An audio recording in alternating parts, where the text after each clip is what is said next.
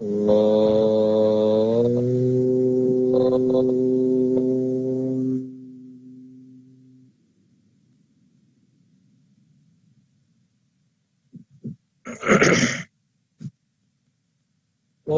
ನಮಃ ಪಂಚಾಚಾರ್ಯೇಭ್ಯೋ ಪಂಚಾನನ ಮುಖೋದ್ಭೂತೇಭ್ಯೋ ಪಂಚಸೂತ್ರಕರ್ತೃಭ್ಯೋ ಪಂಚಾಕ್ಷರಮಣು ಸ್ವರೂಪೇಭ್ಯೋ ಶಿವಾದ್ವೈತ ವಿದ್ಯಾ ಸಂಪ್ರದಾಯ ಕರ್ತೃಭ್ಯೋ ವೀರಶೈವ ಮಹಾಮತ ಸಂಸ್ಥಾಪಕೇಭ್ಯೋ ನಮೋ ಜಗದ್ಗುರುಭ್ಯಃ. ಪಂಚಾಸ್ಯ ವದನೋದ್ಭೂತಾನ್ ಪಂಚತತ್ವಾದಿನಾಯಕಾನ್ ಪಂಚಬ್ರಹ್ಮಮಯಾನ್ ನೌಮಿ ಪಂಚಾಚಾರ್ಯಾನ್ ಜಗದ್ಗುರೂನ್. ವಿಶ್ವೇಶಲಿಂಗ ಸಂಭೂತಂ ವಿಶ್ವವಿದ್ಯಾ ವಿಬೋಧಕಂ ವಿಶ್ವವಂದ್ಯಂ ಸದಾ ವಂದೇ ವಿಶ್ವಾರಾಧ್ಯಂ ಜಗದ್ಗುರುಂ. ಜ್ಞಾನಾದಿಶಕ್ತಿಯುಕ್ತಾಯ ಭುಕ್ತಿಮುಕ್ತಿಪ್ರದಾಯಿನೇ ಲಕ್ಷ್ಮೀದಹಿವಡೀಶಾಯ ಗುರುಸಿದ್ಧಾಯ ತೇ ನಮಃ. ಪ್ರಪ್ರಥಮವಾಗಿ ವೇದ ವೇದಾಂಗ ಇತಿಹಾಸಾಗಮ ಸರ್ವಶಾಸ್ತ್ರ ಸುಪ್ರಸಿದ್ಧ ಶ್ರೀಮದ್ ವಿಮಲ ವೀರಶೈವ ಧರ್ಮ ಸಂಸ್ಥಾಪನಾಚಾರ್ಯ ವರ್ಗ ಜಗದಾದಿ ಜಗದ್ಗುರು ಪಂಚಾಚಾರ್ಯರನ್ನ ಎನ್ನ ಹೃನ್ಮಂದಿರದಲ್ಲಿ ಅನಂತಾನಂತ ದೀರ್ಘದಂಡ ಸಾಷ್ಟಾಂಗ ಪ್ರಣಿಪಾತಗಳನ್ನು ಸಮರ್ಪಿಸುತ್ತಾ ಜಗದ್ಗುರು ಪಂಚಾಚಾರ್ಯ ವೀರಶೈವ ಐಕ್ಯತಾ ಮಂಡಳಿಯ ವತಿಯಿಂದ ಅಂತರ್ಜಾಲೀಯ ಧರ್ಮಸಭಾ ಕಾರ್ಯಕ್ರಮದಲ್ಲಿ ಕಾಶಿ ಪೀಠದ ಪರಂಪರೆ ಹಾಗೂ ಶ್ರೀ ವೀರಭದ್ರ ಮತ್ತು ವಿಶ್ವೇಶ್ವರ ಶಿವಾಚಾರ್ಯ ಮಹಾಸ್ವಾಮಿಗಳವರ ಸ್ಮರಣೋತ್ಸವ ಕಾರ್ಯಕ್ರಮದಲ್ಲಿ ಇಂದು 4ನೇಯ ದಿವಸ ಅತ್ಯಂತ ಸುಂದರವಾಗಿ ಸುಸ್ಪಷ್ಟವಾಗಿ ಸುಸ್ವರವಾಗಿ ವೇದಘೋಷವನ್ನು ಮಾಡಿರುವಂತಹ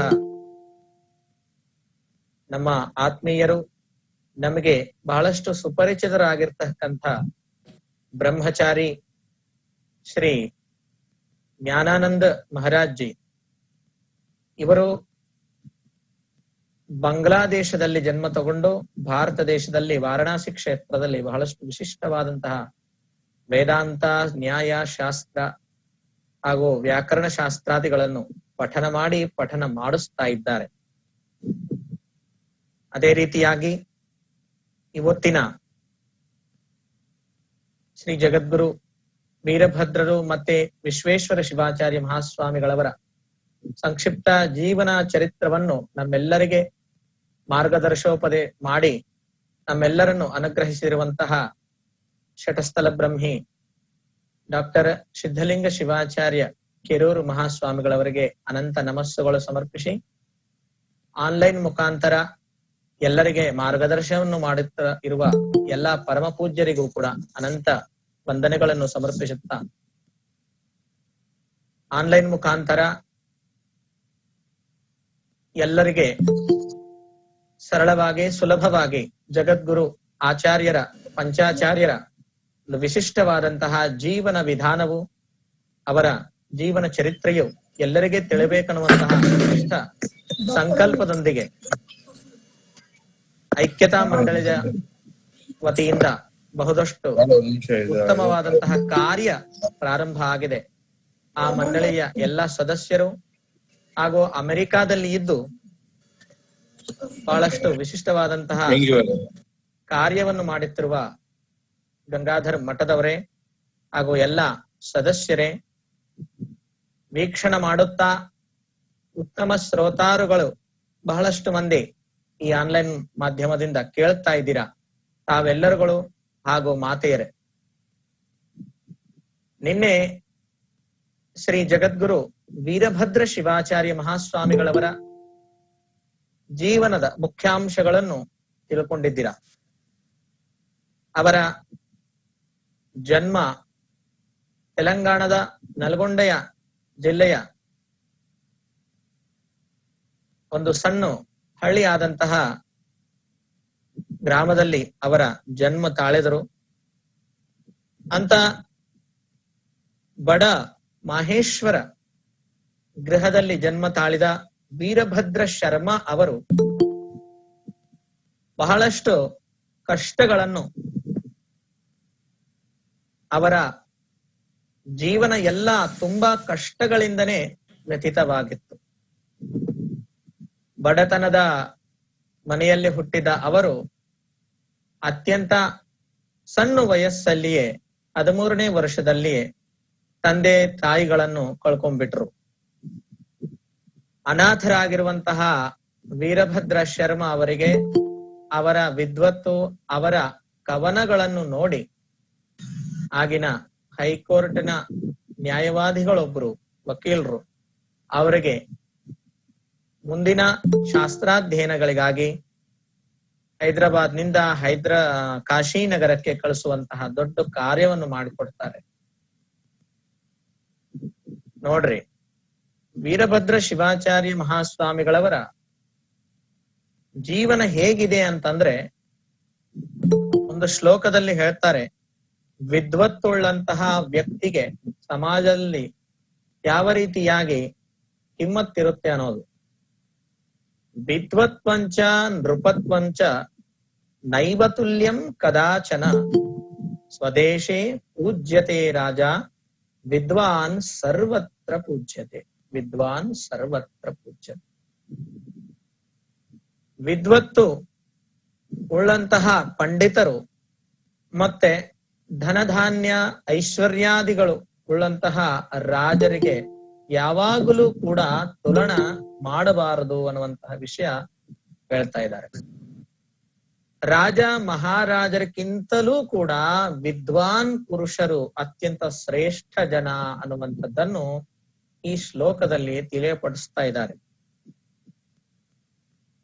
ಹೇಗೆ ರೀ ಗುರುಗಳೇ, ರಾಜ ಮಹಾರಾಜರನ್ನು ನೋಡಿ ಬಹಳಷ್ಟು ಮಂದಿ ಮರ್ಯಾದೆ ಕೊಡ್ತಾರೆ. ಅವ್ರು ಯಾವ ಯಾವ ಮಾರ್ಗದಲ್ಲಿ ಹೋಗ್ತಾರೋ ಆ ಮಾರ್ಗ ಎಲ್ಲರೂ ಕೂಡ ವಂದನೆಗಳನ್ನು ಸಮರ್ಪಿಸ್ತಾರೆ. ಅವ್ರು ಏನ್ ಬೇಕಂದ್ರೂ ಅದು ಆ ಸಮರ್ಪಣೆ ಮಾಡ್ತಾರೆ. ಎಲ್ಲವೂ ಅವರ ಅಧೀನದಲ್ಲಿ ಇರುತ್ತೆ.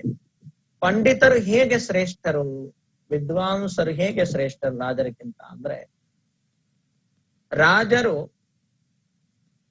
ಸ್ವದೇಶೇ ಪೂಜ್ಯತೆ ರಾಜ ವಿದ್ವಾನ್ ಸರ್ವತ್ರ ಪೂಜ್ಯತೆ. ಸ್ವದೇಶದಲ್ಲಿ ಪೂಜಿಸ್ಕೊತಾರೆ ರಾಜರು. ಅವರ ರಾಜ್ಯದ ಸೀಮೆ ಎಲ್ಲಿ ಮಟ್ಟ ಇದೆಯೋ ಅಲ್ಲಿನ ಮಟ್ಟನೇ ರಾಜರಿಗೆ ಕಿಮ್ಮತ್ ಅನ್ನೋದು ಇರುತ್ತೆ. ಅವರ ರಾಜ್ಯದ ಸೀಮೆ ಉಲ್ಲಂಘನೆ ಮಾಡಿದ್ರ ಕೂಡಲೇ ಅವರಿಗೆ ಶತ್ರು ಭೀತಿ, ಅವಮಾನ, ಪ್ರಾಣಹಾನಿ ಅಷ್ಟೇ ಅಲ್ಲದೆ ಅನೇಕ ವಿಧವಾದಂತಹ ಪ್ರಮಾದಗಳು ರಾಜರಿಗೆ ಇರ್ತವೆ. ಅವರು ಅವರ ರಾಜ್ಯದ ಜನಾಂಗಕ್ಕೆ, ಅವರವರ ರಾಜ್ಯದ ಎಲ್ಲ ಜನಕ್ಕೆ ಅಷ್ಟೇ ಪೂಜ್ಯರಾಗಿರುತ್ತಾರೆ, ಅವರಷ್ಟೇ ಮರ್ಯಾದವನ್ನು ಕೊಡುತ್ತಿರುತ್ತಾರೆ. ಬೇರೆ ರಾಜ್ಯದವರಿಗೆ ಇವರ ಮೇಲೆ ಅಷ್ಟು ವಿಶಿಷ್ಟವಾದಂತಹ ಒಂದು ಭಕ್ತಿ, ಪ್ರೀತಿ ಅಥವಾ ಒಂದು ದಾಸೋಹ ಅನ್ನುವಂತಹ ಸಮರ್ಪಣಾ ಭಾವ ಇರೋದಿಲ್ಲ. ಕೇವಲ ಅವರ ರಾಜ್ಯ ಮಟ್ಟೆ ಅವರಿಗೆ ಒಂದು ಮರ್ಯಾದೆ ಸಿಗುತ್ತದೆ.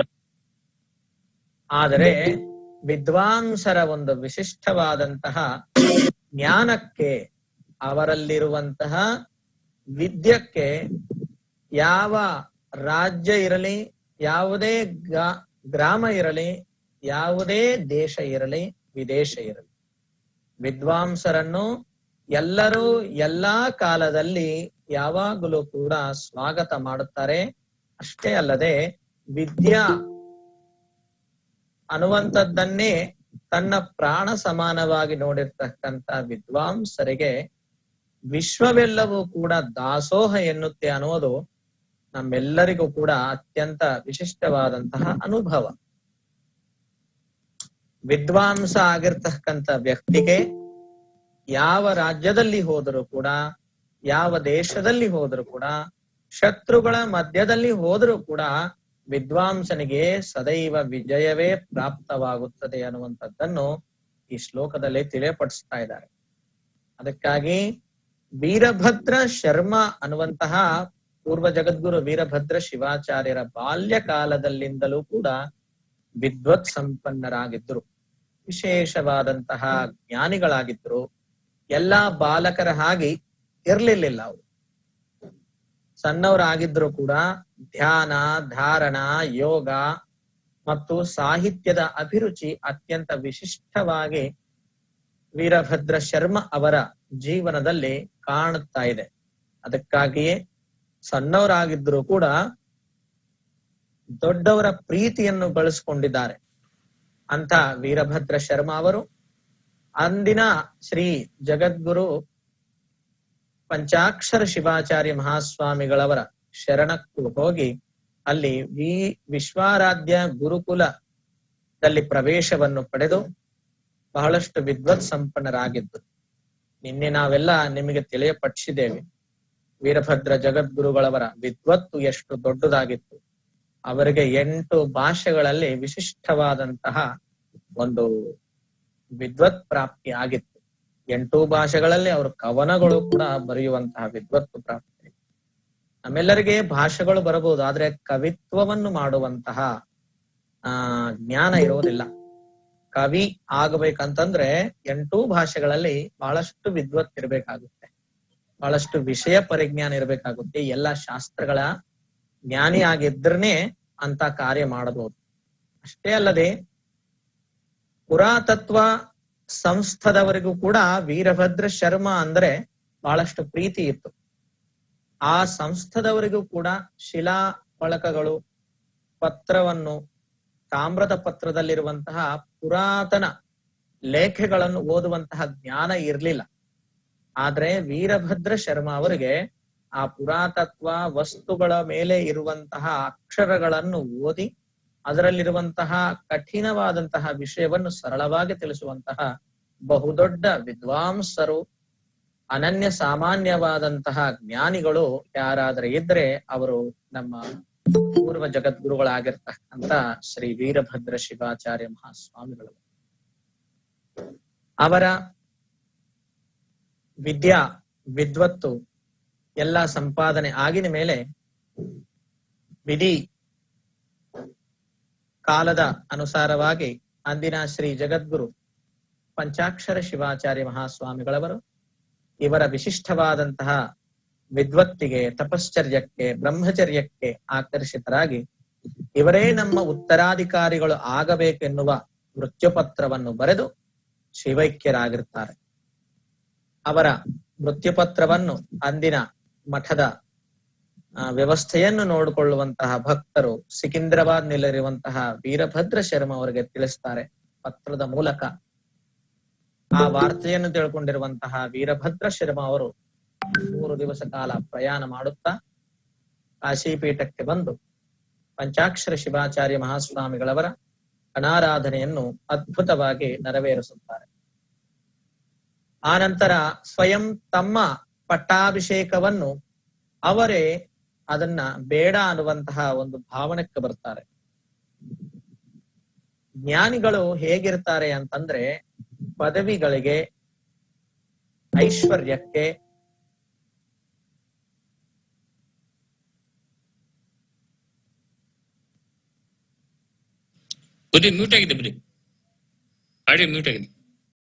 ಪಾಶಗಳನ್ನು ಯಾವಾಗಲೂ ಕೂಡ ಅದರ ಬಂಧನದಲ್ಲಿ ಬೆಳಲಾರದೆ ಜ್ಞಾನಿಗಳು ಇವೆಲ್ಲವೂ ಕೂಡ ಕ್ಷಣಿಕವಾದಂಥವು, ಇವೆಲ್ಲವೂ ಕೂಡ ಕ್ಷುಲ್ಲಕವಾದಂಥವು ಅನ್ನುವಂತಹ ಭಾವನೆಯಿಂದ ಇರ್ತಾರೆ.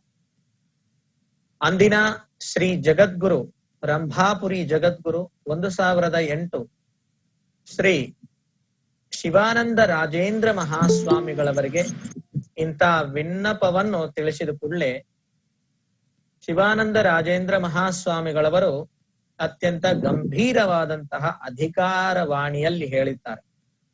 ನೋಡ್ರಿ ಸ್ವಾಮೀಜಿಗಳೇ, ನಿಮ್ಮ ಅಧಿಕಾರ ಕೇವಲ ಗುರುಗಳ ಅಧಿಕಾರವಾಣಿಯ ಹಿಂದೆ ನಿಮ್ಮ ಅಧಿಕಾರ ಇರುತ್ತೆ. ಗುರುಗಳ ಆಜ್ಞೆ ಒಂದು ಸಲ ಆಯ್ತಂದ್ರೆ ನಿಮ್ಮ ಅಧಿಕಾರ ಅಲ್ಲಿಗೆ ಸಮಾಪ್ತ. ನೀವು ಕಾಶಿಪೀಠದ ಉತ್ತರಾಧಿಕಾರಿಗಳು ಆಗಲೇಬೇಕೆನ್ನುವಂತಹ ಆಜ್ಞೆಯನ್ನು ನಿಮ್ಮ ಪೂರ್ವ ಗುರುಗಳಾಗಿರ್ತಕ್ಕಂಥ ಪಂಚಾಕ್ಷರ ಶಿವಾಚಾರ್ಯರದಾಗಿತ್ತು. ಈಗ ನಾವು ಕೂಡ ನಿಮಗೆ ಆಜ್ಞೆ ಮಾಡ್ತಾ ಇದ್ದೇವೆ. ನೀವು ನಿಶ್ಚಿತವಾಗಿ ಉತ್ತರಾಧಿಕಾರತ್ವವನ್ನು ತಗೊಂಡು ಈ ಪೀಠವನ್ನು ಪುನರುದ್ಧರಣ ಮಾಡುವಂತಹ ಕೆಲಸವನ್ನು ನೀವು ಮಾಡಲೇಬೇಕನ್ನುವಂತಂದ ಕೂಡಲೇ ಗುರುಗಳ ಆಜ್ಞಾ ಉಲ್ಲಂಘನೆ ಮಾಡಬಾರದನ್ನುವಂತಹ ವಿಷಯದಿಂದ ವೀರಭದ್ರ ಶರ್ಮ ಅವರು ಪಟ್ಟಾಭಿಷೇಕದ ಒಪ್ಪಿಗೆಯನ್ನು ಒಪ್ಕೊಂಡಿದ್ದಾರೆ. ಯಾಕೆ ಅಂತಂದ್ರೆ ವೀರಭದ್ರ ಶರ್ಮ ಅವರು ಜ್ಞಾನಿಗಳು, ಪಂಡಿತರಾಗಿದ್ರು. ಜ್ಞಾನಿಗಳು ಪಂಡಿತರಾಗಿರ್ತಕ್ಕಂಥ ವಿಶೇಷ ವಿದ್ವಾಂಸರಿಗೆ ಯಾವುದೇ ವಿಧವಾದಂತಹ ಮೋಹ ಮಾಯೆಗಳು ಇರಲ್ಲ. ಅದಕ್ಕೆ ಯಾರಿಗಪ್ಪ ಅಮೃತತ್ವ ಸಿದ್ಧಿ ಆಗುತ್ತೆ, ಯಾರಿಗೆ ಮರಣ ಬರೋದಿಲ್ಲ, ಅಮೃತತ್ವ ಅಂದ್ರನೆ ಮೃತತ್ವ ಇರಲಾರದು ಅಂತ ಅಮೃತತ್ವ ಯಾರಿಗೆ ಬರುತ್ತೆ ಅಂತಂದ್ರೆ ವೇದವಾಣಿ, ವೇದಾಂತದ ವಾಣಿ ಏನ್ ಹೇಳ್ತಾ ಇದೆ ಅಂತಂದ್ರೆ ಒಂದು ಮಂತ್ರದಲ್ಲಿ ನ ಕರ್ಮಣ ನ ಪ್ರಜಯ ಧನೇನ ತ್ಯಾಗೇ ನೈಕೆ ಅಮೃತತ್ವ ಮಾನಶು. ಅಂದ್ರೆ ನಾವೆಲ್ಲರೂ ತಿಳ್ಕೊಂತೀವಿ, ನಾವು ಈ ಪ್ರಪಂಚದಲ್ಲಿ ವಿಶೇಷವಾದಂತಹ ಸ್ಥಾನಮಾನಗಳನ್ನು ಸಂಪಾದಿಸಬೇಕಂದ್ರೆ ಅಥವಾ ಯಾವಾಗಲೂ ಕೂಡ ಆನಂದರಾಗಿ ಇರಬೇಕಂದ್ರೆ, ದುಃಖವ ನಮ್ಮ ಜೀವನದಲ್ಲಿ ಒಂದು ಕ್ಷಣಕ್ಕೂ ಕೂಡ ಬರಬಾರದಂತಂದ್ರೆ, ಸದೈವ ಸದಾನಂದರಾಗಿ ಇರಬೇಕಂತಂದ್ರೆ ನಾವು ಧನವನ್ನು ಸಮಪಾರ್ಜನೆ ಮಾಡೋದ್ರಿಂದ ನಮಗೆ ದುಃಖ ಯಾವಾಗಲೂ ಕೂಡ ಬರೋದಿಲ್ಲ ಅಂತ ಹೇಳಿ ನಾವು ತಿಳ್ಕೊಂತೀವಿ. ಹಾಗೆ ಅಲ್ಲ ಅಂತ ವೇದ ಹೇಳ್ತಾ ಇದೆ. ಹಾಗೆ ಆಗಲ್ಲ. ಎಷ್ಟು ಧನ ಸಮಪಾರ್ಜನೆ ಮಾಡಿದ್ರು ಕೂಡ ನೀವು ಮೃತರಾಗ್ತೀರಿ, ನೀವು ದುಃಖಿಗಳಾಗ್ತೀರಿ. ನೀವುಗಳು ನಿಮ್ಮ ಅಮೃತತ್ವ ಸಿದ್ಧಿಯನ್ನು ಪಡೆಯಲಾರದಂತೆ ಜೀವನ ನಷ್ಟ ಮಾಡ್ಕೊಂತೀರಿ. ಧನ ಸಮುಪಾರ್ಜನದಿಂದ ಅಮೃತತ್ವ ಸಿದ್ಧಿ ಆಗೋದಿಲ್ಲ ಅಂತೇಳಿ ವೇದ ಹೇಳ್ತಾ ಇದೆ. ನ ಕರ್ಮಣ.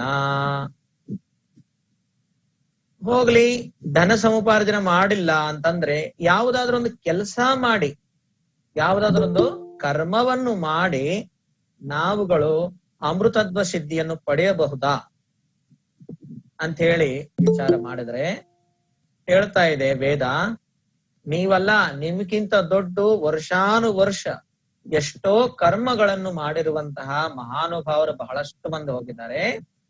ಕರ್ಮದ ಫಲ ಅನುಭವಿಸಲೇ ಬೇಕಾಗುತ್ತೆ. ಕರ್ಮ ಮಾಡಿದರೆ ಮತ್ತ ಕರ್ಮವನ್ನು ಅನುಭವಿಸಲಿಕ್ಕೆ ಜನ್ಮ ತಾಳಬೇಕಾಗುವಂತಹ ಸಂದರ್ಭ ಬರುತ್ತೆ. ನೀವುಗಳು ಅಮೃತತ್ವ ಸಿದ್ಧಿಯನ್ನು ಹೊಂದಬೇಕಂದ್ರೆ ಕರ್ಮ ಮಾಡಿದ್ರು ಕೂಡ ಅದು ಸಾಧ್ಯವಾಗೋದಿಲ್ಲ.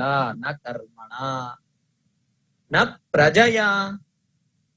ಹೋಗ್ಲಿ ಬಿಡ್ರಿ, ನಾವು ಕರ್ಮಗಳನ್ನು ಕೂಡ ಮಾಡಬಾರ್ದಂತ್ರಿ. ಮತ್ತ ನಮ್ಮ ಪ್ರಜರಿಂದ, ನಮ್ಮ ಸಂತಾನದಿಂದ, ನಮ್ಮ ಪುತ್ರ ಪೌತ್ರರ ಒಂದು ಉತ್ಪತ್ತಿಯಿಂದ ಅವರಿಗೆ ಅಭ್ಯಾಸ ಮಾಡಿಸಿ ಅವರು ದೊಡ್ಡವರು ಮಾಡೋದ್ರಿಂದ ನಾವು ಅಮೃತತ್ವವನ್ನು ಪಡೆಯಬಹುದಾ ಅಂತಂದ್ರೆ, ನಿಮ್ಮ ಅಭಿಮಾನ ವ್ಯಕ್ತಿಗಳಿಂದಾಗ್ಲಿ ಅಥವಾ ನಿಮ್ಮನ್ನ ಪೂಜೆ ಮಾಡುವಂತಹ ಭಕ್ತರಿಂದಾಗ್ಲಿ ಅಥವಾ ನಿಮ್ಮನ್ನ ಅನುವರ್ತನೆ ಮಾಡುವಂತಹ ನಿಮ್ಮ ಫಾಲೋವರ್ಸ್ ಆಗ್ಲಿ ಅಥವಾ ನಿಮ್ಮ ಸಂತಾನವಾಗ್ಲಿ, ಈ ಪ್ರಜರಿಂದ ನಿಮ್ಮ ಅಮೃತತ್ವ ಸಿದ್ಧಿ ನಿಮಗೆ ಸಿಗೋದಿಲ್ಲ ಅನ್ನುವಂತಹ ವಾಣಿ ವೇದ ಹೇಳ್ತಾ ಇದೆ. ಧನದಿಂದಲೂ ಸಿಗೋದಿಲ್ಲ ಅಮೃತತ್ವ ಸಿದ್ಧಿ, ಪ್ರಜರಿಂದಲೂ ಸಿಗೋದಿಲ್ಲ ಅಮೃತತ್ವ ಸಿದ್ಧಿ, ಮತ್ತೆ ನಮ್ಮ ಕರ್ಮಗಳಿಂದಲೂ ಕೂಡ ಸಿಗೋದಿಲ್ಲ. ಹೇಗೆ ಸಿಗುವಂತದ್ದು? ಅಮೃತತ್ವ ಸಿದ್ಧಿ ಪಡೆಯಲಕ್ಕೆ ನಮ್ಮ ಈ ಮನುಷ್ಯ ಜನ್ಮ ನಮಗೆ ಸಿಕ್ಕಿದೆ ಅಂತ ಅಮೃತತ್ವ, ಪರಮಾನಂದ ಪ್ರಾಪ್ತಿ, ಮಹದಾನಂದ ಪ್ರಾಪ್ತಿ, ಬ್ರಹ್ಮಾನಂದ ಪ್ರಾಪ್ತಿ ಪಡೆಯಬೇಕಂತಂದ್ರೆ ಏನ್ ಮಾಡ್ಬೇಕ್ರಿ ಅಂತಂದ್ರೆ ಅಂತ ಕೇಳಿದ್ರೆ ವೇದ ಏನ್ ಹೇಳ್ತಾ ಇದೆ? ತ್ಯಾಗೇನೈಕೆ ಅಮೃತತ್ವ ಮಾನಶು. ತ್ಯಾಗದಿಂದಲಷ್ಟೇ ನಿಮಗೆ ಅಮೃತತ್ವ ಸಿದ್ಧಿ ಆಗುತ್ತೆ ಅನ್ನುವಂತಹ ವಿಷಯವನ್ನು ಹೇಳ್ತಾ ಇದ್ದಾರೆ. ಅದಕ್ಕೆ ನೀತಿಗಾರರಾಗಿರ್ತಕ್ಕಂಥ ಅವ್ರನ್ನು ಹೇಳ್ತಾರೆ, ವೈರಾಗ್ಯಮೇವಾ ಭಯಂ. ವೈರಾಗ್ಯವನ್ನಿಡೋದು ಜೀವನದಲ್ಲಿ ಎಲ್ಲ ವಿಷಯಗಳು ಕೂಡ ನಮಗೆ ಭಯವನ್ನು ಉಂಟು ಮಾಡ್ತಾ ಇದ್ದಾವೆ. ಒಳ್ಳೆ ವಂಶದಲ್ಲಿ ಜನ್ಮ ತಾಳಿದ್ರ ಆ ವಂಶದ ಹೆಸರನ್ನು ನಾವೆಲ್ಲಿ ಕೆಟ್ಟು ಮಾಡ್ಬಿಡ್ತೀವೋ, ನಮ್ಮಿಂದ ಎಲ್ಲಿ ಕೆಟ್ಟೋಗ್ಬಿಡುತ್ತೋ ಅಂತ ಹೇಳಿ ಭಯ ಇರುತ್ತಂತ. ಒಳ್ಳೆ ವಾಗ್ಮಿಗಳಾದ್ರೆ ಸಮಾಜದಲ್ಲಿ ಯಾವಾಗಾದ್ರೆ ನಾವು ಚಲೋ ಮಾತಾಡ್ಲಿಲ್ಲ ಅಂತಂದ್ರೆ ಎಲ್ಲರೂ ಏನ್ ತಿಳ್ಕೊಂತಾರ ಅಂತ ಹೇಳಿ ಒಂದು ಭಯ ಇರುತ್ತ. ಒಳ್ಳೆ ಧನವಂತರಾಗಿದ್ರೆ ಯಾರು ಕಳ್ಳರು ಬಂದು ನಮ್ಮ ಧನವನ್ನು, ನಮ್ಮ ಹಣವನ್ನು, ನಮ್ಮ ಐಶ್ವರ್ಯವನ್ನು ಕಳ್ಳತನ ಮಾಡ್ಕೊಂಡು ಹೋಗ್ಬಿಡ್ತಾರೋ, ನಮ್ಮನ್ನು ಹೊಡಿತಾರೋ ಅಂತ ಹೇಳಿ ಭಯ ಇರುತ್ತಂತೆ. ಒಳ್ಳೆ ರಾಜರಾದ್ರೂ ಕೂಡ ಪ್ರಾಣ ಭಯ ಇರುತ್ತಂತೆ, ಶತ್ರು ಭಯ ಇರುತ್ತಂತೆ. ಹೀಗೆ ಎಲ್ಲಾ ವಿಷಯಗಳಲ್ಲಿ ಕೂಡ ಭಯ ಇದೆ. ಭಯ ಇಲ್ಲಾರ್ದ ಅಭಯವನ್ನು ನೀಡುವಂತಹ ವಿಷಯ ಯಾವುದಪ್ಪ? ಯಾವ ಗುಣ ಅತ್ಯಂತ ವಿಶೇಷವಾದಂತಹ ಗುಣ ಅಂತಂದ್ರೆ ವೈರಾಗ್ಯಮೇವ ಭಯಂ. ವೈರಾಗ್ಯವಷ್ಟೇ ನಮಗೆ ಅಭಯ ಪ್ರಧಾನವನ್ನು ಮಾಡುತ್ತೆ. ಉಳಿದ ಎಲ್ಲಾ ಗುಣಗಳು ಕೂಡ ಭಯವನ್ನೇ ಉಂಟು ಮಾಡುತ್ತವೆ. ಅಂತ ವೈರಾಗ್ಯ ಮೂರ್ತಿಗಳು, ಅಂಥ ತ್ಯಾಗ ಉಳ್ಳಂತಹ ತ್ಯಾಗ ಮೂರ್ತಿಗಳಾಗಿರ್ತಕ್ಕಂಥ ತ್ಯಾಗಿಗಳು ನಮ್ಮ ವೀರಭದ್ರ ಶರ್ಮ ಅವರಾಗಿದ್ರು. ಅದಕ್ಕೆ ಜಗದ್ಗುರುತ್ವಕ್ಕೂ ಕೂಡ ಅವರೊಂದು ವೈರಾಗ್ಯ ಭಾವನೆಯನ್ನು ವ್ಯಕ್ತ ಮಾಡಿದ್ರೆ ಶ್ರೀ ರಂಭಾಪುರಿ ಜಗದ್ಗುರುಗಳವರು ಆಗಲ್ಲ, ನಿಮ್ಮಂತ ವಿದ್ವಾಂಸರು, ನಿಮ್ಮಂತಹ ಪಂಡಿತರು ವೀರಶೈವ ಧರ್ಮದ ವೃದ್ಧಿಗಾಗಿ, ವೀರಶೈವ ಧರ್ಮದ ಸಾಹಿತ್ಯದ ಅಭಿವೃದ್ಧಿಗಾಗಿ, ಪಂಚಪೀಠಗಳಲ್ಲಿ ವಿಶಿಷ್ಟವಾದಂತಹ ಜ್ಞಾನ ಸಿಂಹಾಸನದ ಅಭಿವೃದ್ಧಿಗಾಗಲಿ ಪುನಃ ಸಂಸ್ಥಾಪನೆಗಾಗಲಿ ನಿಮ್ಮಂತವ್ರು ಬೇಕೇ ಬೇಕನ್ನುವಂತಹ ಆಜ್ಞೆ ಮಾಡಿದ ಕೂಡಲೇ ಜಗದ್ಗುರು ವೀರಭದ್ರ ಮಹಾಸ್ವಾಮಿಗಳವರು ಅಂದಿನ ಅವರ ಪಟ್ಟಾಭಿಷೇಕಕ್ಕ ಸ್ವಯಂ ಅವರೇ ತಯಾರಿಗಳನ್ನು ನಡೆಸಿದ್ರು. ಅಂದ್ರೆ ಅದಕ್ಕಿಂತ ಮುಂಚೆ ಪೀಠದ ಅವಸ್ಥೆ ಬಹಳ ದುರ್ಭರವಾಗಿ ಇತ್ತು ಅನ್ನುವಂಥದ್ದು ಇಲ್ಲಿ ನಮಗೆ ಸ್ಪಷ್ಟವಾಗ್ತಾ ಇದೆ. ಜಗದ್ಗುರು ಮಹಾಸ್ವಾಮಿಗಳವರ ಪಟ್ಟಾಭಿಷೇಕದ ವಿನಂತಿ ತಗೊಂಡಿರುವಂತಹ ರಂಭಾಪುರಿ ಶಿವಾನಂದ ರಾಜೇಂದ್ರ ಶಿವಾಚಾರ್ಯ ಮಹಾಸ್ವಾಮಿಗಳವರು ಒಂದು ತಿಂಗಳ ಕಾಲ ಪರ್ಯಂತ ಪ್ರಯಾಣ ಮಾಡ್ಕೊಂತ ಬಂದಿದ್ದಾರೆ ರಂಭಾಪುರದಿಂದ ಬನಾರಸ್ ಕಾಶಿ ಪುಣ್ಯಕ್ಷೇತ್ರಕ್ಕೆ.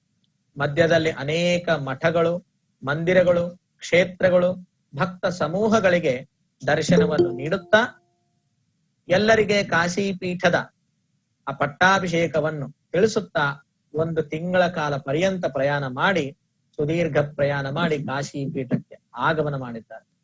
ರಂಭಾಪುರಿ ಜಗದ್ಗುರುಗಳ ಆಗಮನ ಅಂದಿನ ವೀರಭದ್ರ ಶರ್ಮ ಅವರಿಗೆ ಬಹುದೊಡ್ಡ ಆತ್ಮವಿಶ್ವಾಸವನ್ನು, ಆನಂದವನ್ನು ಕೊಟ್ಟಿದೆ. ವೀರಭದ್ರ ಶರ್ಮ ಅವರು ಬಹಳಷ್ಟು ಭಾಷೆಗಳಲ್ಲಿ ಪಾಂಡಿತ್ಯ ಉಳ್ಳ ಕಾರಣದಿಂದ ಎಲ್ಲಾ ವಿದ್ವಾಂಸರಿಗೆ ಅತ್ಯಂತ ಪ್ರೀತಿ ಪಾತ್ರರಾಗಿದ್ರು. ಅವರು ಜಗದ್ಗುರುತ್ವವನ್ನು ಹೊಂದೋದಕ್ಕಿಂತ ಮುಂಚೆನೆ ದೇಶ ವಿದೇಶಗಳಲ್ಲಿ ಎಲ್ಲಾ ರಾಜ್ಯಗಳಲ್ಲಿ ಬಹು ಪ್ರಚಾರದಲ್ಲಿರುವಂತಹ ವಿದ್ವನ್ಮಣಿಗಳಾಗಿದ್ರು.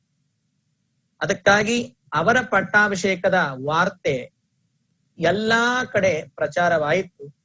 ಅವರ ಪಟ್ಟಾಭಿಷೇಕದ ಶೋಭೆ ಎಷ್ಟು ದೊಡ್ಡದಾಗಿತ್ತಂದ್ರೆ ಆಗಿನ ಕಾಲದಲ್ಲಿ ರೈಲ್ ಮಾಧ್ಯಮವೂ ಇದ್ದಿಲ್ಲ, ಪ್ಲೇನ್ ಮಾಧ್ಯಮ ಇದ್ದಿಲ್ಲ, ಬಸ್ ಮಾಧ್ಯಮಗಳು ಇದ್ದಿಲ್ಲ. ಕಾಶಿಗೆ ಹೋಗಬೇಕಂತಂದ್ರೆ ತಿರುಗಿ ಬರೋದು ಆಗಲ್ಲ ಅಂತ ಒಂದು ವಾತಾವರಣ. 1944 ವಿಷಯ ಇದು. ಅಂದ್ರೆ ಸುಮಾರು 77 ವರ್ಷ ಆಯ್ತು ಈ ಘಟನೆ ಆಗಿ. ಅಂತ ಸಮಯದಲ್ಲಿ ಅವರ ಮೇಲಿರುವಂತಹ ಒಂದು ಅಭಿಮಾನ, ಅಷ್ಟು ದೊಡ್ಡ ವಿದ್ವನ್ಮಣಿಗಳಿಗೆ ಸರಿಯಾದಂತಹ ಸ್ಥಾನ ಸಿಗ್ತಾ ಇದೆ, ಸಮಾಜದಲ್ಲಿ ಅಂತ ಹೇಳಿ ಆನಂದದಿಂದ 10,000ಕ್ಕಿಂತ ಹೆಚ್ಚು ಭಕ್ತ ಜನ, ಅಭಿಮಾನಿ ಜನ, ಶಿವಾಚಾರ್ಯ ಸ್ವಾಮಿಗಳು, ಇಂಥ ಎಲ್ಲ ಮಹಾನುಭಾವರ ತಂಡವೇ ಕಾಶೀಪೀಠಕ್ಕೆ ಆಗಮಿಸಿತ್ತು.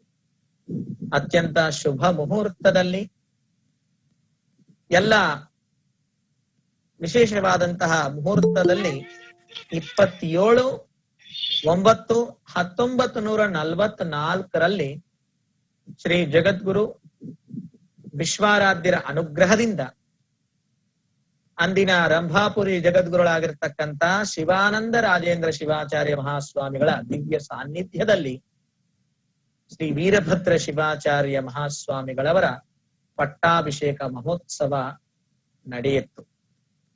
ಅಂದಿನ ದಿವಸ ಬ್ರಾಹ್ಮಿ ಮುಹೂರ್ತದಿಂದ ಹಿಡಿದು ಸುಪ್ರಭಾತ ಸೇವೆ, ಮಂಗಳಾರತಿ, ಮಂಟಪಾರಾಧನೆ, ಸ್ವಸ್ತಿ ಪುಣ್ಯಾಹ ವಾಚನ, ನಾಂದಿ ಸಮಾರಾಧನಾದಿ ಎಲ್ಲಾ ಮಂಟಪ ದೇವತೆಗಳ ಆಹ್ವಾನ ಪೂಜೆಗಳನ್ನು ಅಂದಿನ ಪಂಡಿತರಾಗಿರ್ತಕ್ಕಂಥ ನಂಜುಂಡಾರಾಧ್ಯರನ್ನೇ ಮೊದಲು ಮಾಡಿಕೊಂಡು ಎಲ್ಲಾ ಪಂಡಿತರ, ವೇದ ವಿದ್ವಾಂಸರ, ಆಗಮಿಕರ ಸಾನ್ನಿಧ್ಯದಲ್ಲಿ ಅತ್ಯದ್ಭುತವಾದಂತಹ ಪೂಜಾ ಕಾರ್ಯಕ್ರಮಗಳು ಪ್ರಾರಂಭವಾಗಿದ್ದವು.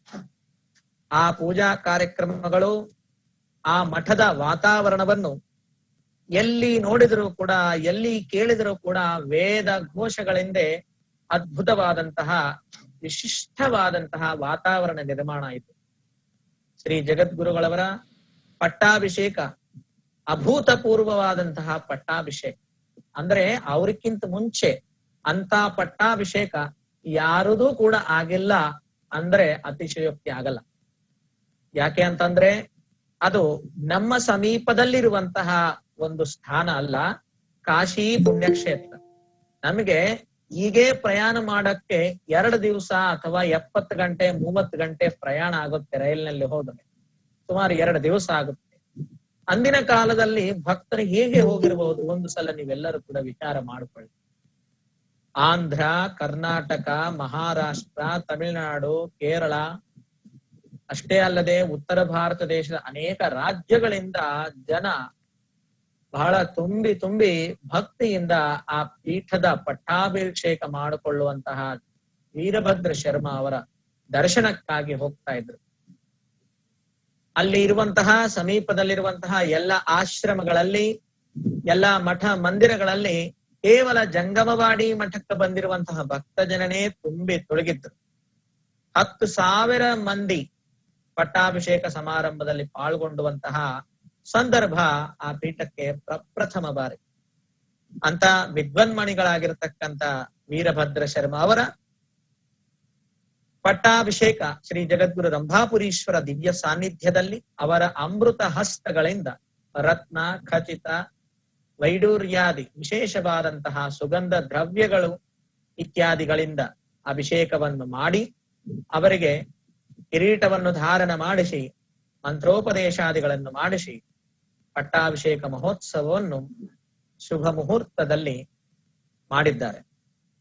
ಆದ ನಂತರ ವಿದ್ವತ್ ಸಭೆ, ಧರ್ಮ ಸಭೆ, ಜಗದ್ಗುರುಗಳ ಪ್ರಪ್ರಥಮವಾದಂತಹ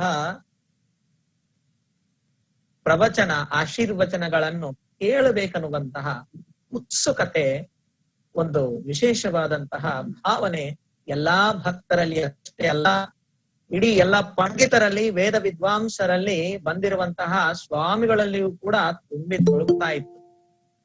ಯಾಕೆ ಅಂತಂದ್ರೆ ವೀರಭದ್ರ ಶರ್ಮಾ ಅಂದ್ರನೇ ಸರಸ್ವತಿ, ಕುಂಭಾವ ಸರಸ್ವತಿ ಅಂತಾರೆ. ಕುಂಭಾವ ಸರಸ್ವತಿ ಅಂದ್ರೆ ಪುರುಷ ರೂಪದಲ್ಲಿರುವಂತಹ ಸರಸ್ವತಿ ಅಂತ ಅರ್ಥ.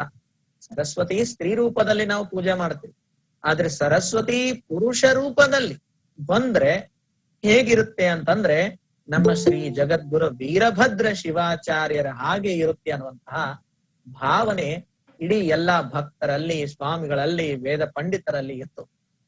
ಅವರು ಶರ್ಮಾಗಿದ್ದಾಗೆ, ಶಾಸ್ತ್ರಗಳಾಗಿದ್ದಾಗೆ ಅಷ್ಟು ವಿದ್ವತ್ತಿದ್ರೆ ಈಗ ಜಗದ್ಗುರುತ್ವವನ್ನು ಅಲಂಕೃತ ಮಾಡಿದ್ದಾರೆ ಅಂತಂದ್ರೆ ಇವರ ವಾಣಿ ಸಾಕ್ಷಾತ್ ಪರಮೇಶ್ವರ ವಾಣಿಯೇ ಆಗಿರುತ್ತೆ ಅಂತ ಹೇಳಿ ಎಲ್ಲರೂ ಕೂಡ ಉತ್ಸಾಹದಿಂದ ಶ್ರೋತೃಗಳಾಗಿದ್ದರು. ಎಲ್ಲರಿಗೆ 2 ಕಿವಿಗಳಿದ್ರೆ ಆ ಪಟ್ಟಾಭಿಷೇಕದಲ್ಲಿ ಪಾಲ್ಗೊಂಡವರು ಎಲ್ಲರಿಗೂ ಕೂಡ ಮೈ ತುಂಬಾ ಕಿವಿಗಳೇ ಆಗಿದ್ದು ಅಂತ. ಅಷ್ಟು ಇಚ್ಛೆ ಇತ್ತು ಎಲ್ಲರಿಗೆ ಅವರ ಪ್ರವಚನ ಕೇಳಬೇಕಂತ. ಮಹಾಸನ್ನಿಧಿಯವರ ಪ್ರವಚನದಲ್ಲಿ ಒಂದಲ್ಲ ಎರಡಲ್ಲ ಮರಾಠಿ, ತೆಲುಗು, ಹಿಂದಿ, ಕನ್ನಡ ಮತ್ತು ಸಂಸ್ಕೃತ 5 ಭಾಷೆಗಳಲ್ಲಿ ಮಹಾಸನ್ನಿಧಿಯವರು ಪ್ರವಚನವನ್ನು ನೀಡಿದರು. ಒಂದಲ್ಲ ಎರಡಲ್ಲ 5 ಭಾಷದ ವಿಶೇಷವಾದಂತಹ ಆಶೀರ್ವಚನ ಜಗದ್ಗುರುಗಳದು ಆಗಿತ್ತು. ಮಹಾಸನ್ನಿಧಿಯವರ ಭಾಷಣದಲ್ಲಿ ಮುಖ್ಯವಾದಂತಹ ಕೆಲವು ಅಂಶಗಳನ್ನು ನಾವಿಲ್ಲಿ ಹೇಳ್ತೀವಿ. ವೀರಭದ್ರ ಶಿವಾಚಾರ್ಯ ಮಹಾಸ್ವಾಮಿಗಳವರ ಪ್ರಪ್ರಥಮ ಪ್ರವಚನದಲ್ಲಿ ಅವರು ಹೇಳಿರುವಂತಹ ವಿಷಯ, ಇಲ್ಲಿ ನಾವು ಭಾರತ ದೇಶದ ಅತ್ಯಂತ ಪವಿತ್ರ ಸ್ಥಾನವಾಗಿರ್ತಕ್ಕಂಥ ತ್ರಿವೇಣಿ ಸಂಗಮವನ್ನು ನೆನಪು ಮಾಡ್ಲಕ್ಕ ಇಚ್ಛೆ ಮಾಡ್ತಾ ಇದ್ದೇವೆ.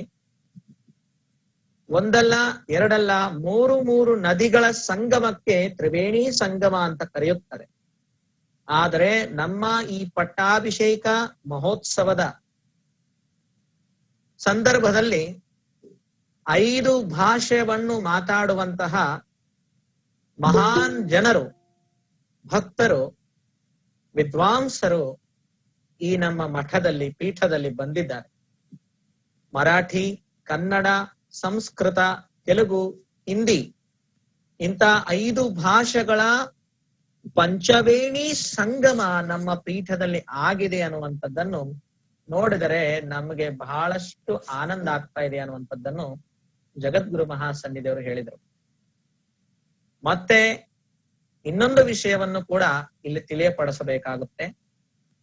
ಮಹಾಸನ್ನಿಧಿಯವರ ಪ್ರವಚನದಲ್ಲಿ ಒಂದು ಬಹಳಷ್ಟು ಗಂಭೀರವಾದಂತಹ, ಇಂದಿನ ನಮ್ಮೆಲ್ಲರಿಗೂ ಕೂಡ ಉಪಯುಕ್ತವಾದಂತಹ ಒಂದು ವಿಚಾರ ಇದೆ. ಗೃಹಸ್ಥಾಶ್ರಮದಲ್ಲಿರುವಂತಹ ಭಕ್ತರಾಗಲಿ, ಮಾಹೇಶ್ವರರಾಗಲಿ, ಸಮಾಜದ ಗಣ್ಯ ಮಾನ್ಯರಾಗಲಿ, ನಿಮ್ಮ ಗೃಹಸ್ಥಾಶ್ರಮದ ವಿಧಿ, ನಿಮ್ಮ ಗೃಹಸ್ಥಾಶ್ರಮದ ಒಂದು ಕರ್ತೃತ್ವ ಕರ್ತವ್ಯಗಳನ್ನು ಮುಗಿಸ್ಕೊಂಡಿದ ಮೇಲೆ ಕೈ ಕಟ್ಕೊಂಡು ಸ್ವಾಮಿಗಳ ತ್ರುಟಿಗಳನ್ನು ಎನಸಲಾರದೆ, ಸ್ವಾಮಿಗಳ ತಪ್ಪುಗಳನ್ನು ಎನಸಲಾರದೆ, ಸ್ವಾಮಿಗಳು ತಪ್ಪೇ ಮಾಡಲಾರದೆ ಹಾಗೆ ಅವರಿಗೆ ಸಪೋರ್ಟ್ ಅನ್ನು ಕೊಟ್ಟು ಅನುನಿತ್ಯ ಅವರನ್ನು, ಅವರ ಸೇವೆಯನ್ನು, ಅವರ ಮಠದ ಅಭಿವೃದ್ಧಿಯಲ್ಲಿ, ಅವರ ಸದಾ ಶಿವ ಸಂಕಲ್ಪಗಳಲ್ಲಿ ನೀವುಗಳು ತೊಡಗಿಕೊಂಡರೆ, ನಿಮ್ಮ ಉಳಿದ ಸಮಯವನ್ನು ಸಮರ್ಪಣೆ ಮಾಡಿದರೆ ಎಲ್ಲಾ ಮಠಗಳು, ಎಲ್ಲಾ ಪೀಠಗಳು ವೈಭವ ಪೂರ್ವವಾದಂತಹ ಸಮಾಜ ಅಭಿವೃದ್ಧಿಯನ್ನು,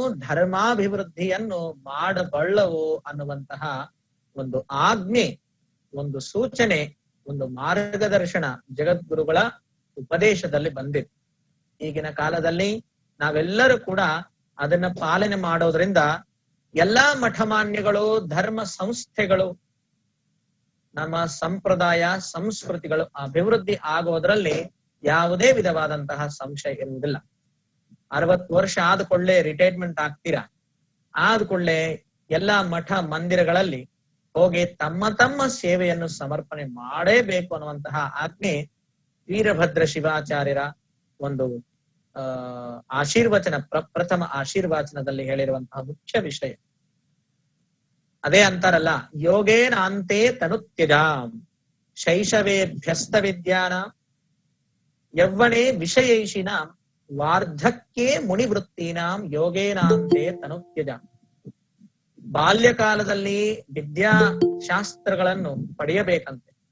ಅಭ್ಯಸ್ತ ವಿದ್ಯಾನ ಯೌವನೇ ವಿಷಯೈಷಿನ, ಯೌವನ ಕಾಲದಲ್ಲಿ ವಿಷಯ ಭೋಗಗಳನ್ನು ಮಾಡಿ ವಂಶಾಭಿವೃದ್ಧಿಗಳನ್ನು ಮಾಡಿಕೊಳ್ಳಬೇಕು.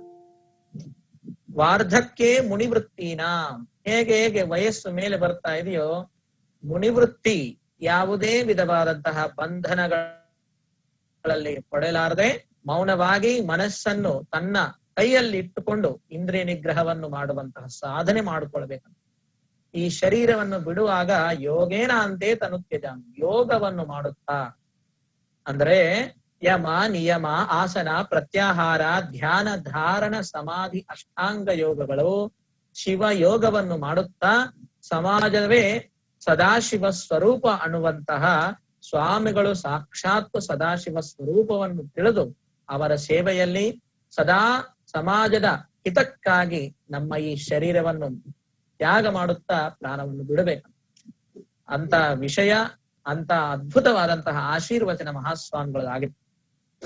ಅವರ ಆಶೀರ್ವಚನವನ್ನು ಕೇಳಿ ಅಲ್ಲಿನ ಎಲ್ಲಾ ಭಕ್ತರು ಬಹಳಷ್ಟು ತುಂಬಾ ಆನಂದದಿಂದ ಕರತಲ ಧ್ವನಿಯನ್ನು ಮಾಡುತ್ತಾ ಜಗದ್ಗುರುಗಳ ಜಯಘೋಷವನ್ನು ಮಾಡಿದರು. ಅವರ ಪ್ರವಚನ ಮುಗಿದು ಕೂಡಲೇ ಸ್ಥಿರ ಗಂಭೀರ ಅಧಿಕಾರವಾಣಿಯಿಂದ ಅಂದಿನ ಆ ಕಾರ್ಯಕ್ರಮದ ದಿವ್ಯ ಸಾನ್ನಿಧ್ಯವನ್ನು ವಹಿಸಿರುವ 1008 ಶ್ರೀ ಜಗದ್ಗುರು ಶಿವಾನಂದ ರಾಜೇಂದ್ರ ಶಿವಾಚಾರ್ಯ ಮಹಾಸ್ವಾಮಿಗಳವರ ಆಶೀರ್ವಚನವು ಪ್ರಾರಂಭವಾಯಿತು. ಪಟ್ಟಾಭಿಷೇಕದ ಆ ಆಶೀರ್ವಚನ ಎಲ್ಲರಿಗೆ ಶಾಂತಿ ಸಮಾಧಾನವನ್ನು ಕೊಟ್ಟಿತ್ತು. ರಂಭಾಪುರಿ ಜಗದ್ಗುರುಗಳ ಆಶೀರ್ವಚನದಲ್ಲಿ 2 ವಿಷಯಗಳಿದ್ದವು. ಅವು ಪ್ರಧಾನ ವಿಷಯಗಳು ಏನು ಅಂತಂದ್ರೆ, ಇಂಥ ವಿದ್ವನ್ಮಣಿಗಳು, ಇಂಥ ವಿಶಿಷ್ಟವಾದಂತಹ ವಿದ್ವನ್ಮಣಿಗಳು ಈ ಶ್ರೀ ವಿಶ್ವಾರಾಧ್ಯ ಗುರುಕುಲದಲ್ಲಿ ಅಭ್ಯಾಸ ಮಾಡಿಯೇ ಇಷ್ಟು ದೊಡ್ಡ ಆಚಾರ್ಯರಾಗಿ ಇವತ್ತು ನಮ್ಮ ಮುಂದೆ ಬಂದಿದ್ದಾರೆ. ನಾವು ಕೂಡ ಅಂದಿನ ಶ್ರೀ ವಿಶ್ವಾರಾಧ್ಯ ಗುರುಕುಲದ ವಿದ್ಯಾರ್ಥಿಗಳೇ ಆಗಿದ್ವಿ. 10 ರಿಂದ 12 ವರ್ಷದ ಕಾಲ ಶಿವಾನಂದ ರಾಜೇಂದ್ರ ಶಿವಾಚಾರ್ಯರು ಕೂಡ ವಿಶ್ವಾರಾಧ್ಯ ಗುರುಕುಲದ ವಿದ್ಯಾರ್ಥಿಗಳಾಗೇ ಆಗಿದ್ದರು.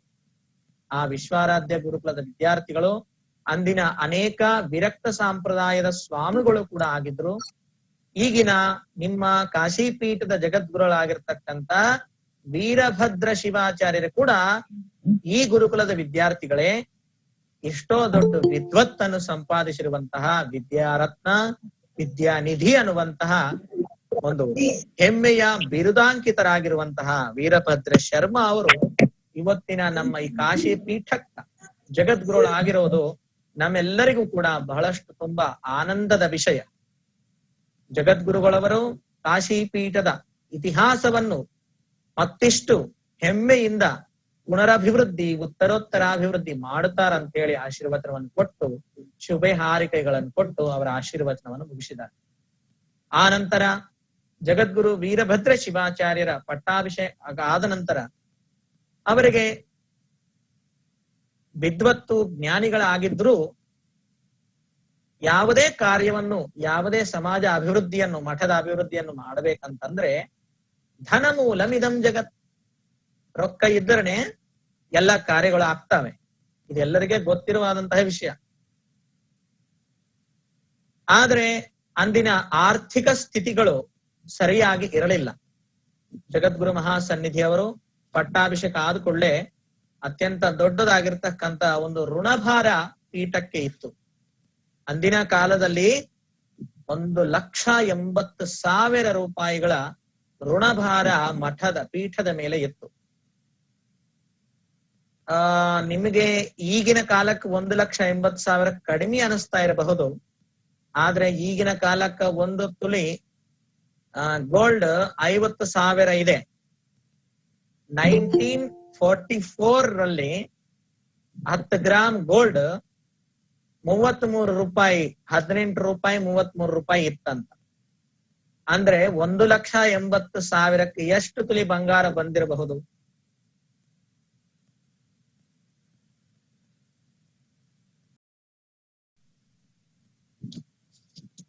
$1,80,000 ಈಗಿನ ಕಾಲದಲ್ಲಿ ನೋಡಿದ್ರೆ ಒಂದು 18 ಕೋಟಿ ಅಂದ್ರೂ ಕೂಡ ಕಡಿಮೆ ಅನಿಸ್ತಾ ಇದೆ.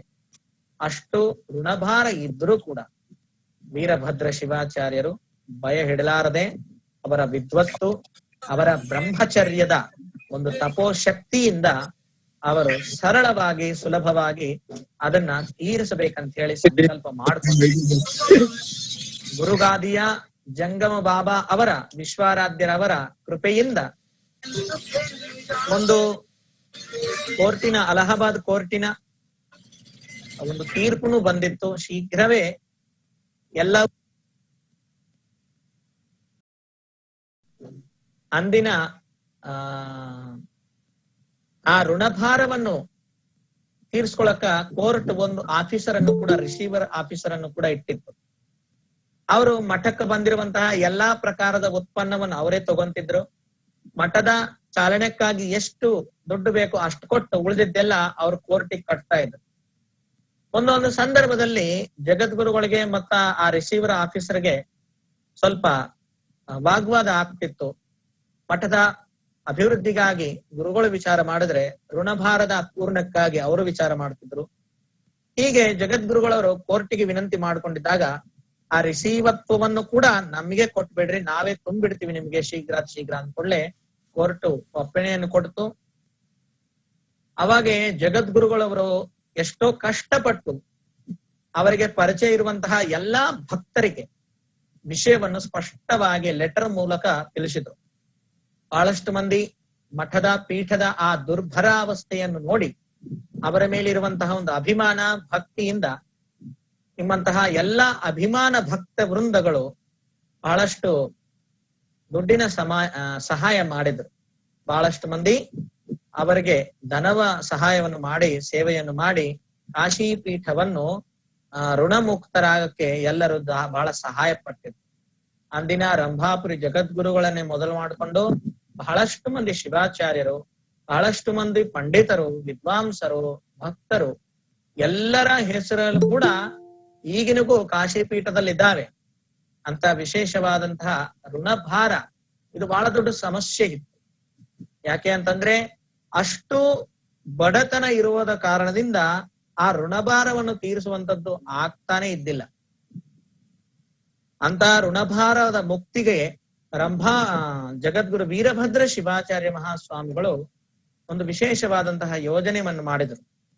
ಮಹಾಶಿವರಾತ್ರಿಯ ಪೂಜೆಯು ಹಾಗೆ ವಿಶ್ವನಾಥನ ಮತ್ತು ವಿಶ್ವಾರಾಧ್ಯರ ಸಮಾಧಿಯ ಪೂಜೆಯನ್ನು ಮಾಡಿಕೊಳ್ಳಕ್ಕೆ ಒಂದು ರುಸುಮ್ನಟ್ಟಿ ಇಟ್ಟು 1,008 ರೂಪಾಯಿ ಕೊಟ್ಟಿರುವಂತಹ ಭಕ್ತರಿಗೆ ಆ ಪೂಜೆಯಲ್ಲಿ ಭಾಗವಹಿಸುವಂತಹ ಒಂದು ಅಧಿಕಾರವನ್ನು ಕೊಟ್ಟಿದ್ರು.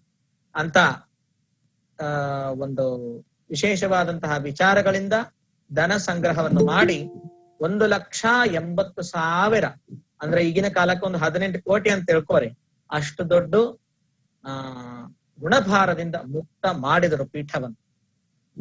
ಇದು ಬಹಳ ದೊಡ್ಡ ವಿಜಯ ಪೀಠಕ್ಕೆ. ಇಲ್ಲ ಅಂತಂದ್ರೆ ಆ ಪೀಠ ಎಲ್ಲವೂ ಕೂಡ ಕೋರ್ಟ್ ಕಬ್ಜಾ ಮಾಡ್ತಿದ್ರು, ಗವರ್ನಮೆಂಟ್ ಅವರು ಸ್ವಾಧೀನ ಪಡಿಸ್ಕೊಂಡು ಇವತ್ತು ಪೀಠನೇ ಇರ್ತಿದ್ದಿಲ್ಲ. ಅಷ್ಟು ದೊಡ್ಡ ಕೆಲಸ ವೀರಭದ್ರ ಶಿವಾಚಾರ್ಯರು ಅವರ ವಿದ್ವತ್ತು ಮತ್ತ ತಪಶಕ್ತಿಗಳಿಂದ ಪೂರ್ಣ ಮಾಡಿದರು, ಸಂಕಟ ದೂರ ಮಾಡಿದರು. ಆ ನಂತರ ಉಳಿದಿದ ಧನರಾಶಿಯಿಂದ ಅನ್ನಛತ್ರವನ್ನು ಕೂಡ ಮಾಡಿದರು. ಭಕ್ತರು ಶಿವರಾತ್ರಿ ಸಮಯದಲ್ಲಿ ಬಹಳಷ್ಟು ದೊಡ್ಡ ಸಂಖ್ಯೆಯಲ್ಲಿ ಬರ್ತಿದ್ರು. ಬಂದಿರುವಂತಹ ಎಲ್ಲಾ ಭಕ್ತರಿಗೆ ಶಿವರಾತ್ರಿಯ ಉಪವಾಸದ ಸಮಯದಲ್ಲಿ ಹಣ್ಣು, ಕ್ಷೀರ ಇತ್ಯಾದಿಗಳ ವ್ಯವಸ್ಥೆ ಮಾಡಬೇಕಂತ ಹೇಳಿ ಸನ್ನಿಧಿಯವರು ಬಹಳಷ್ಟು ವಿಚಾರ ಮಾಡಿ ಅನ್ನಛತ್ರವನ್ನು, ಅನ್ನದಾಸೋಹವನ್ನು ಪ್ರಾರಂಭ ಮಾಡಿದ್ರು. ಆದ ನಂತರ ಶಿವರಾತ್ರಿಗೆ ವಿಶ್ವಾರಾಧ್ಯ ಗುರುದಕ್ಷಿಣ, ಶಿವರಾತ್ರಿ ವಾರ್ಷಿಕ ಗುರುದಕ್ಷಿಣ ಯೋಜನವನ್ನು ಕೂಡ ಪ್ರಾರಂಭ ಮಾಡಿದ್ರು. ಭಕ್ತಾದಿಗಳು ದಕ್ಷಿಣ ಕಳಿಸ್ತಿದ್ರು. ಆ ದಕ್ಷಿಣದಿಂದ ಬಂದಿರುವಂತಹ ಯಾತ್ರಿಗಳಿಗೆ ಶಿವರಾತ್ರಿ ಉತ್ಸವ ಮಾಡುತ್ತಿದ್ರು. ಅಷ್ಟೇ ಅಲ್ಲದೆ ಅನ್ನಛತ್ರ ನಿರ್ಮಾಣ ಮತ್ತು ವೀರಭದ್ರ ಶಿವಾಚಾರ್ಯ ಮಹಾಸ್ವಾಮಿಗಳವರ ವಿಶಿಷ್ಟ ವಿದ್ವತ್ತಿನ ಫಲವು ಏನು ಅಂತಂದ್ರೆ 10,000ಕ್ಕಿಂತಲೂ ಹೆಚ್ಚು ಧರ್ಮ ಗ್ರಂಥಗಳು ಅವರ ಸಮೀಪ ಇದ್ದು ಅವೆಲ್ಲವನ್ನು ಕೂಡ ಸುರಕ್ಷಿತವಾಗಿ ಇಡಲಕ್ಕೆ ಮಹಾಸನ್ನಿಧಿಯವರು ಒಂದು ಜ್ಞಾನ ಮಂದಿರವನ್ನು, ಒಂದು ಗ್ರಂಥಾಲಯವನ್ನು ನಿರ್ಮಾಣ ಮಾಡ್ಲಿಕ್ಕೆ ಸಂಕಲ್ಪ ಮಾಡ್ಕೊಂಡಿದ್ದಾರೆ. ಆ ಸಂಕಲ್ಪವು ಕೂಡ ಮಠದಲ್ಲಿ ಒಂದು ದೊಡ್ಡ ಕೊಡುಗೆ ಅನ್ನುವಂಥದ್ದನ್ನೇ ನಾವೆಲ್ಲರೂ ಇಲ್ಲಿ ನೆನಪಿನಲ್ಲಿ ಇಟ್ಕೋಬೇಕಂತಹ ವಿಷಯ. ಜ್ಞಾನ ಪೀಠದಲ್ಲಿ ಜ್ಞಾನ ಮಂದಿರ ಇಲ್ಲ ಅಂತಂದ್ರೆ ಅದೊಂದು ಕಡಿಮೆ ಅನಿಸ್ತಾ ಇತ್ತು.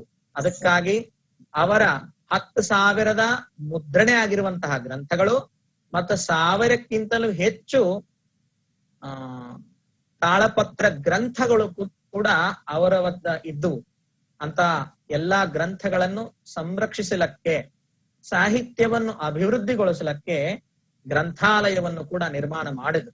ಆ ಗ್ರಂಥಾಲಯ ನಿರ್ಮಾಣದಲ್ಲಿಯೂ ಕೂಡ ತೆಲಂಗಾಣ, ಮಹಾರಾಷ್ಟ್ರ, ಕರ್ನಾಟಕ ಮುಂತಾದ ಎಲ್ಲಾ ಪ್ರಾಂತಗಳಿಂದ ಶಿವಾಚಾರ್ಯರಾಗಲಿ ಅಥವಾ ಜಂಗಮರಾಗಲಿ ಭಕ್ತರಾಗಲಿ ಬಹಳಷ್ಟು ಮಂದಿ ಸಹಾಯ ನಿಧಿಯನ್ನು ಕೊಟ್ಟಿದ್ರು. ಅವರಿಂದ 2 ಫ್ಲೋರ್ ಆಗಿನ ಕಾಲದಲ್ಲಿ ಗ್ರಂಥಾಲಯ ನಿರ್ಮಾಣ ಆಯಿತು. ಇಡೀ 2 ಫ್ಲೋರ್ ಅಲ್ಲಿ ತುಂಬುವಷ್ಟು ಗ್ರಂಥಗಳು ಆಗಿನ ಕಾಲದಲ್ಲಿ ಯಾವುದಾದ್ರ ಗ್ರಂಥಾಲಯ ಇತ್ತು ಅಂತಂದ್ರೆ ಅದು ಕಾಶಿ ಪೀಠದ ಜ್ಞಾನ ಮಂದಿರವೇ ಅನ್ನುವಂಥದ್ದು ಕಾಶಿಯಲ್ಲಿ ಸುಪ್ರಸಿದ್ಧವಾಗಿತ್ತು. ಅಂತ ವಿಶೇಷವಾದಂತಹ ಕೊಡುಗೆಯನ್ನು ಶ್ರೀ ವೀರಭದ್ರ ಶಿವಾಚಾರ್ಯರ ಸಮಯದಲ್ಲಿ ಕಾಶಿ ಪೀಠಕ್ಕೆ ಆಗಿದೆ. ಆದ ನಂತರ ಗ್ರಂಥಾಲಯ ನಿರ್ಮಾಣ ಆದ ಕೂಡಲೇ ಸನ್ನಿಧಿಯವರಿಗೆ ಒಂದು ವಿಶೇಷವಾದಂತಹ ಸಂಕಲ್ಪ ಬಂದಿತ್ತು. ಅವರಿಗಿಂತ ಮುಂಚೆಯಿಂದಲೇ ಶಿವತತ್ವ ಗ್ರಂಥಮಾಲೆ ಅನ್ನುವಂತಹ ಮಾಲೆಯ ವತಿಯಿಂದ ಅನೇಕ ಗ್ರಂಥಗಳು ಮುದ್ರಗೊಂಡಿದ್ದೇವೆ. ಆದ್ರೆ ಸನ್ನಿಧಿಯವರು ಬಂದಿನ ಮೇಲೆ ಶಿವ ಧರ್ಮ ಗ್ರಂಥಮಾಲಾ ಅನ್ನುವಂತಹ ಹೆಸರು ಪರಿವರ್ತನವನ್ನು ಮಾಡಿ ಅನೇಕ ವಿಧವಾದಂತಹ ಗ್ರಂಥಗಳನ್ನು ಅವರು ಮುದ್ರಣಗೊಂಡಿಸಿದ್ದಾರೆ. ಆದ ನಂತರ ಮಾಸಪತ್ರಿಕೆಯು ಕೂಡ ವೀರಭದ್ರ ಶಿವಾಚಾರ್ಯರ ಸಮಯದಲ್ಲಿ ಪ್ರಾರಂಭ ಆಯಿತು. ವಿಭೂತಿ ವೈಭವ ಅನ್ನುವಂತಹ ಹೆಸರಿನಿಂದ ತೆಲುಗು ಭಾಷೆಯಲ್ಲಿ ಮಾಸಪತ್ರಿಕೆ ಸನ್ನಿಧಿಯವರು ಮಾಡುತ್ತಿದ್ರು. ಸ್ವತಃ ಅವರೇ ಪ್ರಧಾನ ಸಂಪಾದಕೀಯತ್ವವನ್ನು ಮಾಡುತ್ತಾ ಮಾಡಿರುವಂತಹ ಮಾಸಪತ್ರಿಕೆ ಆಗೋದ್ರಿಂದ ಇಡೀ ಭಾರತ ದೇಶದಲ್ಲಿಯೇ ಎಲ್ಲಾ ವಿದ್ವಾನ್ಮಣಿಗಳು ಅದನ್ನು ತಗೊಂಡು ಓದುತ್ತಿದ್ದರು. ಅಷ್ಟು ವಿಶೇಷವಾದಂತಹ ಮಾಸಪತ್ರಿಕೆ. ಅಂದಿನ ಕಾಲದಲ್ಲಿ ಆ ಮಾಸಪತ್ರಿಕೆಗೆ ಬಹಳಷ್ಟು ಬೆಳೆ ಇತ್ತು. ಅಂತ ವಿಶೇಷವಾದಂತಹ ಕಾರ್ಯವು ಕೂಡ, ಸಾಹಿತ್ಯ ಕಾರ್ಯವು ಕೂಡ ಪ್ರಧಾನವಾಗಿ ಯಾರಿಂದ ಅಭಿವೃದ್ಧಿ ಆಗೈತೆ ಅಂತಂದ್ರೆ ಅದು ಶ್ರೀ ವೀರಭದ್ರ ಜಗದ್ಗುರುಗಳ ಮಹಾಸ್ವಾಮಿಗಳ ಒಂದು ಆಶೀರ್ವಾದದಿಂದ ನೆರವೇರಿತು. ಅಂಥ ಮಹಾಸನ್ನಿಧಿಯವರ ಜೀವನದ ವಿಶೇಷಗಳು ಇಷ್ಟೇ ಅಲ್ಲದೆ ಅವರ ಜೀವನದಲ್ಲಿ ಪೂರ್ಣ ಅವರ ಬಾಲ್ಯಕಾಲದಿಂದ ಹಿಡಿದು ಯಾರ ಆಧಾರ ಇಲ್ಲಾರದೆ ಅನಾಥರಾಗಿದ್ದರೂ ಕೂಡ ಅನಾಥರಿಗೆ ನಾಥನು ವಿಶ್ವನಾಥನು ಅಂದ ಹಾಗೆ ಅವರು ಅನಾಥರಾದ ಕೂಡಲೇ ಸಾಕ್ಷಾತ್ ವಿಶ್ವನಾಥನೇ ಅವರನ್ನ ಅಲ್ಲಿ ಕರೆಸ್ಕೊಂಡಿದ್ದಾರೆ. ಮತ್ತೆ ವಿಶ್ವನಾಥನು ಅಂತಂದ್ರೆ ವಿದ್ಯಾತೀರ್ಥೋ ಮಹೇಶ್ವರಂ ಅಂತಾರೆ. ಅಂದ್ರ ಎಲ್ಲಾ ವಿದ್ಯೆಗಳನ್ನು ತೀರ್ಥ ಆಗಿ ಸ್ವೀಕರಿಸುವಂತಹ ಶಕ್ತಿ ಮಹೇಶ್ವರನಲ್ಲಿರ್ತದೆ. ಅಂತ ವಿಶ್ವನಾಥನು ವಿದ್ಯಾತೀರ್ಥನಾಗಿರ್ತಕ್ಕಂಥ ಮಹಾದೇವನು ವೀರಭದ್ರ ಶಿವಾಚಾರ್ಯ ಮಹಾಸ್ವಾಮಿಗಳವರ ವಿಶೇಷ ವಿದ್ವತ್ತಿಗೆ ಪ್ರಚೋದನವನ್ನು ಕೊಟ್ಟು ಅವರನ್ನು ಜಗದ್ಗುರುತ್ವಕ್ಕೆ ತಂದು ಬಿಟ್ಟರು. ಆಮೇಲೆ ಆ ಜ್ಞಾನ ಸಿಂಹಾಸನದ ದುರ್ಭರ ಪರಿಸ್ಥಿತಿಯಿಂದ ಅದ್ಭುತವಾದಂತಹ ಜ್ಞಾನ ಭಾಸ್ಕರನಾಗಿರ್ತಕ್ಕಂಥ ಶ್ರೀ ವೀರಭದ್ರ ಜಗದ್ಗುರು ಮಹಾಸ್ವಾಮಿಗಳವರ ವಿಶೇಷ ಕಾರ್ಯದಿಂದ, ಅವರ ತಪಸ್ಸಂಪನ್ನಿಂದ, ಅವರ ವಿದ್ವತ್ತದಿಂದ ಇಡೀ ವಿಶ್ವಕ್ಕೆ ಗೊತ್ತಾಗುವ ಹಾಗೆ ಜ್ಞಾನಪೀಠವನ್ನು ಅಭಿವೃದ್ಧಿ ಮಾಡಿದರು. ಇವೆಲ್ಲವೂ ಮಾಡ್ಲಕ್ಕ ಸುಮಾರು ಒಬ್ಬ ಮನುಷ್ಯನಿಂದ ಕನಿಷ್ಠ ಪಕ್ಷ ಒಂದು 40 ವರ್ಷ ಕಷ್ಟ ಮಾಡಬೇಕಾಗುತ್ತೆ. ಅಷ್ಟು ಕಷ್ಟ, ಅಷ್ಟು ದೊಡ್ಡ ಕಾರ್ಯ ಹಿಂದಿನ 100 ವರ್ಷಗಳಿಂದ ಆಗಲಾರದಂತಹ ಕಾರ್ಯ ಕೇವಲ 3 ವರ್ಷದ 3 ತಿಂಗಳುಗಳ 29 ದಿವಸಗಳಲ್ಲಿ ವೀರಭದ್ರ ಶಿವಾಚಾರ್ಯ ಮಹಾಸನ್ನಿಧಿಯವರು ಮಾಡಿ ತೋರಿಸಿದ್ರು. ಅಷ್ಟು ಋಣಭಾರದಿಂದ ಮುಕ್ತ ಮಾಡಿದ್ರು, ಅಷ್ಟೇ ಅಭಿವೃದ್ಧಿಯನ್ನು ಕೂಡ ಮಾಡಿದ್ರು. ಮತ್ತ ನಿತ್ಯ ನಿಯಮವಾಗಿ ಮಠದ ಎಲ್ಲಾ ಕಾರ್ಯಗಳನ್ನು ಅದ್ಭುತವಾಗಿ ಪ್ರಾರಂಭ ಮಾಡಿಕೊಟ್ಟಿದ್ರು. ಅಷ್ಟೇ ಅಲ್ಲದೆ ವೀರಶೈವ ಧರ್ಮಕ್ಕೆ ಒಂದು ವಿಶೇಷವಾದಂತಹ ಸ್ಥಾನವನ್ನು ಕೂಡ ಮಹಾಸನ್ನಿಧಿಯವರಿಂದ ಆಯಿತು. ಯಾಕೆ ಅಂತಂದ್ರೆ ವಿಶಿಷ್ಟಾದ್ವೈತ, ಅದ್ವೈತ ಮತ್ತು ದ್ವೈತ ಸಂಪ್ರದಾಯಗಳ ಎಲ್ಲಾ ಸಂಪ್ರದಾಯಗಳ ಆಚಾರ್ಯರಿಗೆ ಒಂದು ವಿಶೇಷವಾದಂತಹ ಆದರಣೆ, ಭಾವನೆ, ಶ್ರದ್ಧಾ ಸಮಾಜದಲ್ಲಿ ಇತ್ತು. ಆದರೆ ಶಕ್ತಿ ವಿಶಿಷ್ಟಾದ್ವೈತ ಸಿದ್ಧಾಂತದ, ವೀರಶೈವ ಸಿದ್ಧಾಂತದ, ವೀರಶೈವ ಆಗಮಗಳ ಮತ್ತು ವೀರಶೈವ ಸಾಹಿತ್ಯದ ಪ್ರಭಾವ ಸಮಾಜದಲ್ಲಿ ಕಡಿಮೆ ಆಗ್ತಾ ಇದ್ದ ಕಾರಣ ಮಹಾಸನ್ನಿಧಿಯವರಿಗೆ ಮನಸ್ಸಿನಲ್ಲಿ ಒಂದು ಕಳಕಳಿ ಇತ್ತು. ಅದಕ್ಕಾಗಿ ಅವರು ಎಲ್ಲಾ ಸಂಪ್ರದಾಯದ ಧರ್ಮಾಚಾರ್ಯರಿಗೆ ಮತ್ತು ವಿದ್ವನ್ಮಣಿಗಳಿಗೆ ಸುಪರಿಚಿತರಾಗಿರೋ ಕಾರಣದಿಂದ ಅವರು ಶಿವ ತತ್ವವನ್ನು, ಶಿವ ಧರ್ಮವನ್ನು, ವೀರಶೈವ ಧರ್ಮವನ್ನು ಸಾಹಿತ್ಯದ ರಂಗದಲ್ಲಿಯೂ ಕೂಡ ಪ್ರಪ್ರಥಮ ಸ್ಥಾನಕ್ಕೆ ತಗೊಂಡೋಗಿರುವಂತಹ ಜಗದ್ಗುರುಗಳು ಯಾರಾದ್ರೂ ಇದ್ರು ಅಂತಂದ್ರೆ ಅವರು ನಮ್ಮ ಶ್ರೀ ವೀರಭದ್ರ ಶಿವಾಚಾರ್ಯ ಮಹಾಸ್ವಾಮಿಗಳವರೇ ಅನ್ನುವಂತಹ ವಿಷಯ ನಮ್ಮೆಲ್ಲರಿಗೂ ಕೂಡ ಹೆಮ್ಮೆಯ ಭಾವನೆಯನ್ನು, ಒಂದು ಪರಮಾನಂದವನ್ನು ಕೊಡುತ್ತಾ ಇದೆ. ನಾವು ಹೇಳಿದಂತೆ ನಿನ್ನೆ ಶಾಸ್ತ್ರಗಾರರು ಹೇಳಿದಂತೆ ಜ್ಞಾನ ಅನ್ನುವಂಥದ್ದು ಬಹಳ ಮುಖ್ಯ ರೀ ಜೀವನದಲ್ಲಿ. ಎಷ್ಟು ಧನವಿದ್ರು, ಎಷ್ಟು ಸಂಪತ್ತಿದ್ರು, ಎಷ್ಟು ಇದ್ರೂ ಕೂಡ ಜ್ಞಾನ ಇಲ್ಲ ಅಂತಂದ್ರೆ ಆ ವ್ಯಕ್ತಿ ಸಮಾಜದಲ್ಲಿ ಪುರೋಗತನ ಆಗೋದಿಲ್ಲ. ಅದಕ್ಕಾಗಿ ಪಂಚಪೀಠಗಳಲ್ಲಿ ಅತ್ಯಂತ ವಿಶಿಷ್ಟ ಸ್ಥಾನವುಳ್ಳಂತಹ ಜ್ಞಾನಪೀಠದ ಎಲ್ಲಾ ಕಷ್ಟ ರೂಪದಲ್ಲಿರುವಂತಹ ಕತ್ತಲೆಯನ್ನು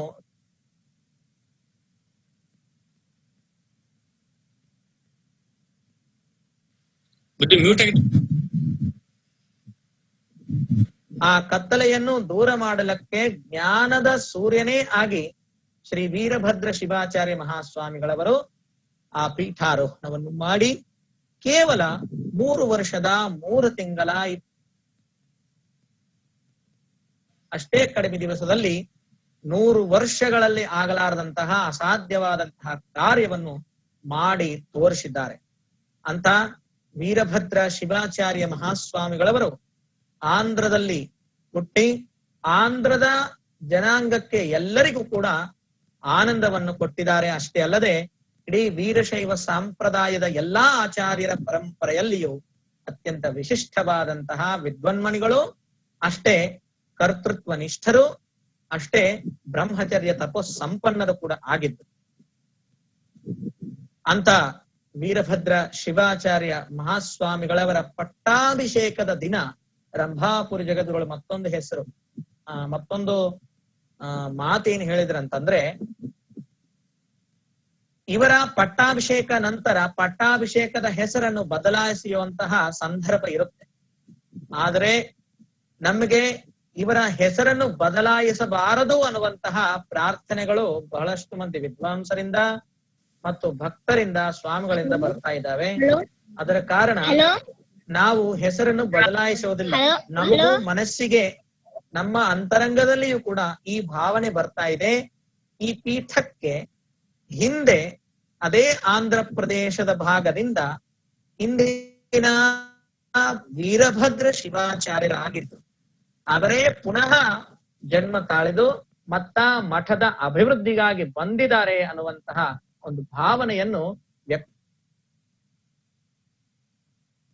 ವ್ಯಕ್ತಪಡಿಸಿ ಅವರಿಗೆ ಮತ್ತ ಅದನ್ನೇ ಹೆಸರಾಗಿ ಇಟ್ಟು ವೀರಭದ್ರ ಶರ್ಮ ತೆಗೆದು ವೀರಭದ್ರ ಶಿವಾಚಾರ್ಯ ಉರ್ಫ್ ಮಲ್ಲಿಕಾರ್ಜುನ ವಿಶ್ವಾರಾಧ್ಯ ಶಿವಾಚಾರ್ಯ ಹೆಸರಿನಿಂದ ಜಯಘೋಷವನ್ನು ಮಾಡಿದ್ರು. ಅಂತ ಮಹಾನ್ ಪುರುಷರು, ಬ್ರಹ್ಮರ್ಷಿಗಳು, ಅನಂತ ಶ್ರೀ ವಿಭೂಷತರು ಆಗಿರ್ತಕ್ಕಂಥ ಶ್ರೀ ಜಗದ್ಗುರು ವೀರಭದ್ರ ಶಿವಾಚಾರ್ಯ ಮಹಾಸ್ವಾಮಿಗಳವರ ಜೀವನಯ ಅತ್ಯಮೂಲ್ಯವಾದಂತಹ ಮತ್ತ ನಮ್ಮೆಲ್ಲರಿಗೂ ಕೂಡ ವಿಶೇಷವಾದಂತಹ ಆತ್ಮವಿಶ್ವಾಸವನ್ನು ನೀಡುವಂತಹ ಒಂದು ಜೀವನ ಚರಿತ್ರೆ ಅವರದು. ಅವರ ಬಗ್ಗೆ ಎಷ್ಟು ಹೇಳಿದ್ರು ಕಡಿಮೆನೆ. ನಾವು ಒಂದು ಕನ್ನಡ ಭಾಷೆಯಲ್ಲಿ ಮಾತಾಡಿ ಇಷ್ಟು ಹೇಳಿದಿವಿ, ಆದ್ರೆ ಅವರ ಬಗ್ಗೆ ಎಷ್ಟು ಭಾಷೆಗಳಲ್ಲಿ ಎಷ್ಟು ದಿವಸ ಹೇಳಿದ್ರು ಕೂಡ ಕಡಿಮೆ ಆಗುತ್ತೆ.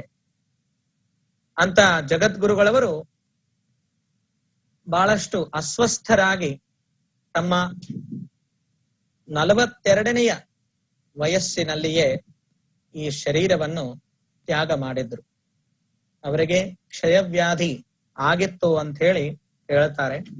ಅಂತ ಪರಮ ಪೂಜ್ಯರು ಶಿವೈಕ್ಯರಾಗುವ ಕಾರಣ ಅಂದಿನ ಕೆಲವು ದಿವಸದ ಪೂರ್ವಿ ಮುಂದೆ ಜಗದ್ಗುರುಗಳವರು ತಮ್ಮ ಉತ್ತರಾಧಿಕರನ್ನಾಗಿ ಯಾರನ್ನು ನೇಮಿಸಬೇಕು ಅನ್ನುವಂತಹ ಒಂದು ವಿಚಾರದಲ್ಲಿ ಬಂದಿದ್ರು.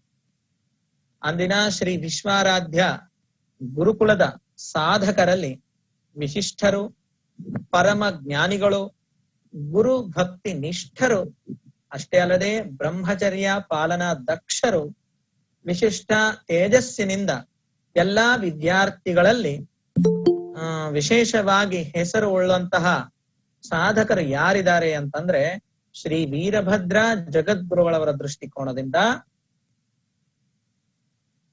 ಶಿವಮೊಗ್ಗ ಜಿಲ್ಲೆಯ ಸೊರಬ ತಾಲೂಕಿನ ಕ್ಯಾಸನೂರು ಹಿರೇಮಠದ ಪಟ್ಟಾಧ್ಯಕ್ಷರಾಗಿದ್ದ ಶ್ರೀ ಷಟ್ಸ್ಥಲ ಬ್ರಹ್ಮಿ ಜಯಗುರು ಶಿವಾಚಾರ್ಯ ಸ್ವಾಮಿಗಳವರನ್ನು ಅವರು ನಿಯಾಮಕ ಮಾಡಿಕೊಂಡಿದ್ದರು.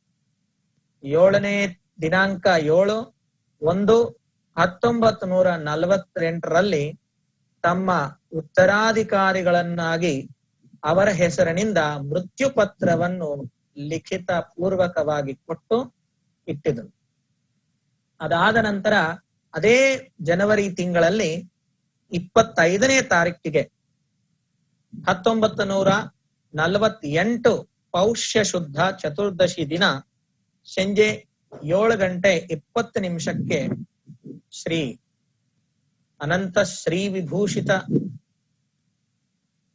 ವೀರಶೈವ ಮಹಾನ್ ವಿದ್ವನ್ಮಣಿಗಳು ಜ್ಞಾನ ಸಿಂಹಾಸನಾಧೀಶ್ವರ ಜಗದ್ಗುರು ವೀರಭದ್ರ ಶಿವಾಚಾರ್ಯ ಉರುಫ್ ಮಲ್ಲಿಕಾರ್ಜುನ ವಿಶ್ವಾರಾಧ್ಯ ಶಿವಾಚಾರ್ಯ ಮಹಾಸ್ವಾಮಿಗಳು ಲಿಂಗೈಕ್ಯರಾಗಿದ್ದು, ಅಂತ ವಿದ್ವನ್ಮಣಿಗಳು, ಅಂತ ಮಹಾನ್ ತೇಜೋ ಸಂಪನ್ನರು, ಅಂತ ತಪಶಾಲಿ ಇರುವಂತಹ ಕರ್ತೃತ್ವ ಬ್ರಹ್ಮನಿಷ್ಠರು ಆಗಿರ್ತಕ್ಕಂಥ ಶ್ರೀ ಜಗದ್ಗುರುಗಳವರನ್ನು ನಮ್ಮ ಧರ್ಮ, ನಮ್ಮ ಸಂಪ್ರದಾಯ, ನಾವೆಲ್ಲರೂ ಕೂಡ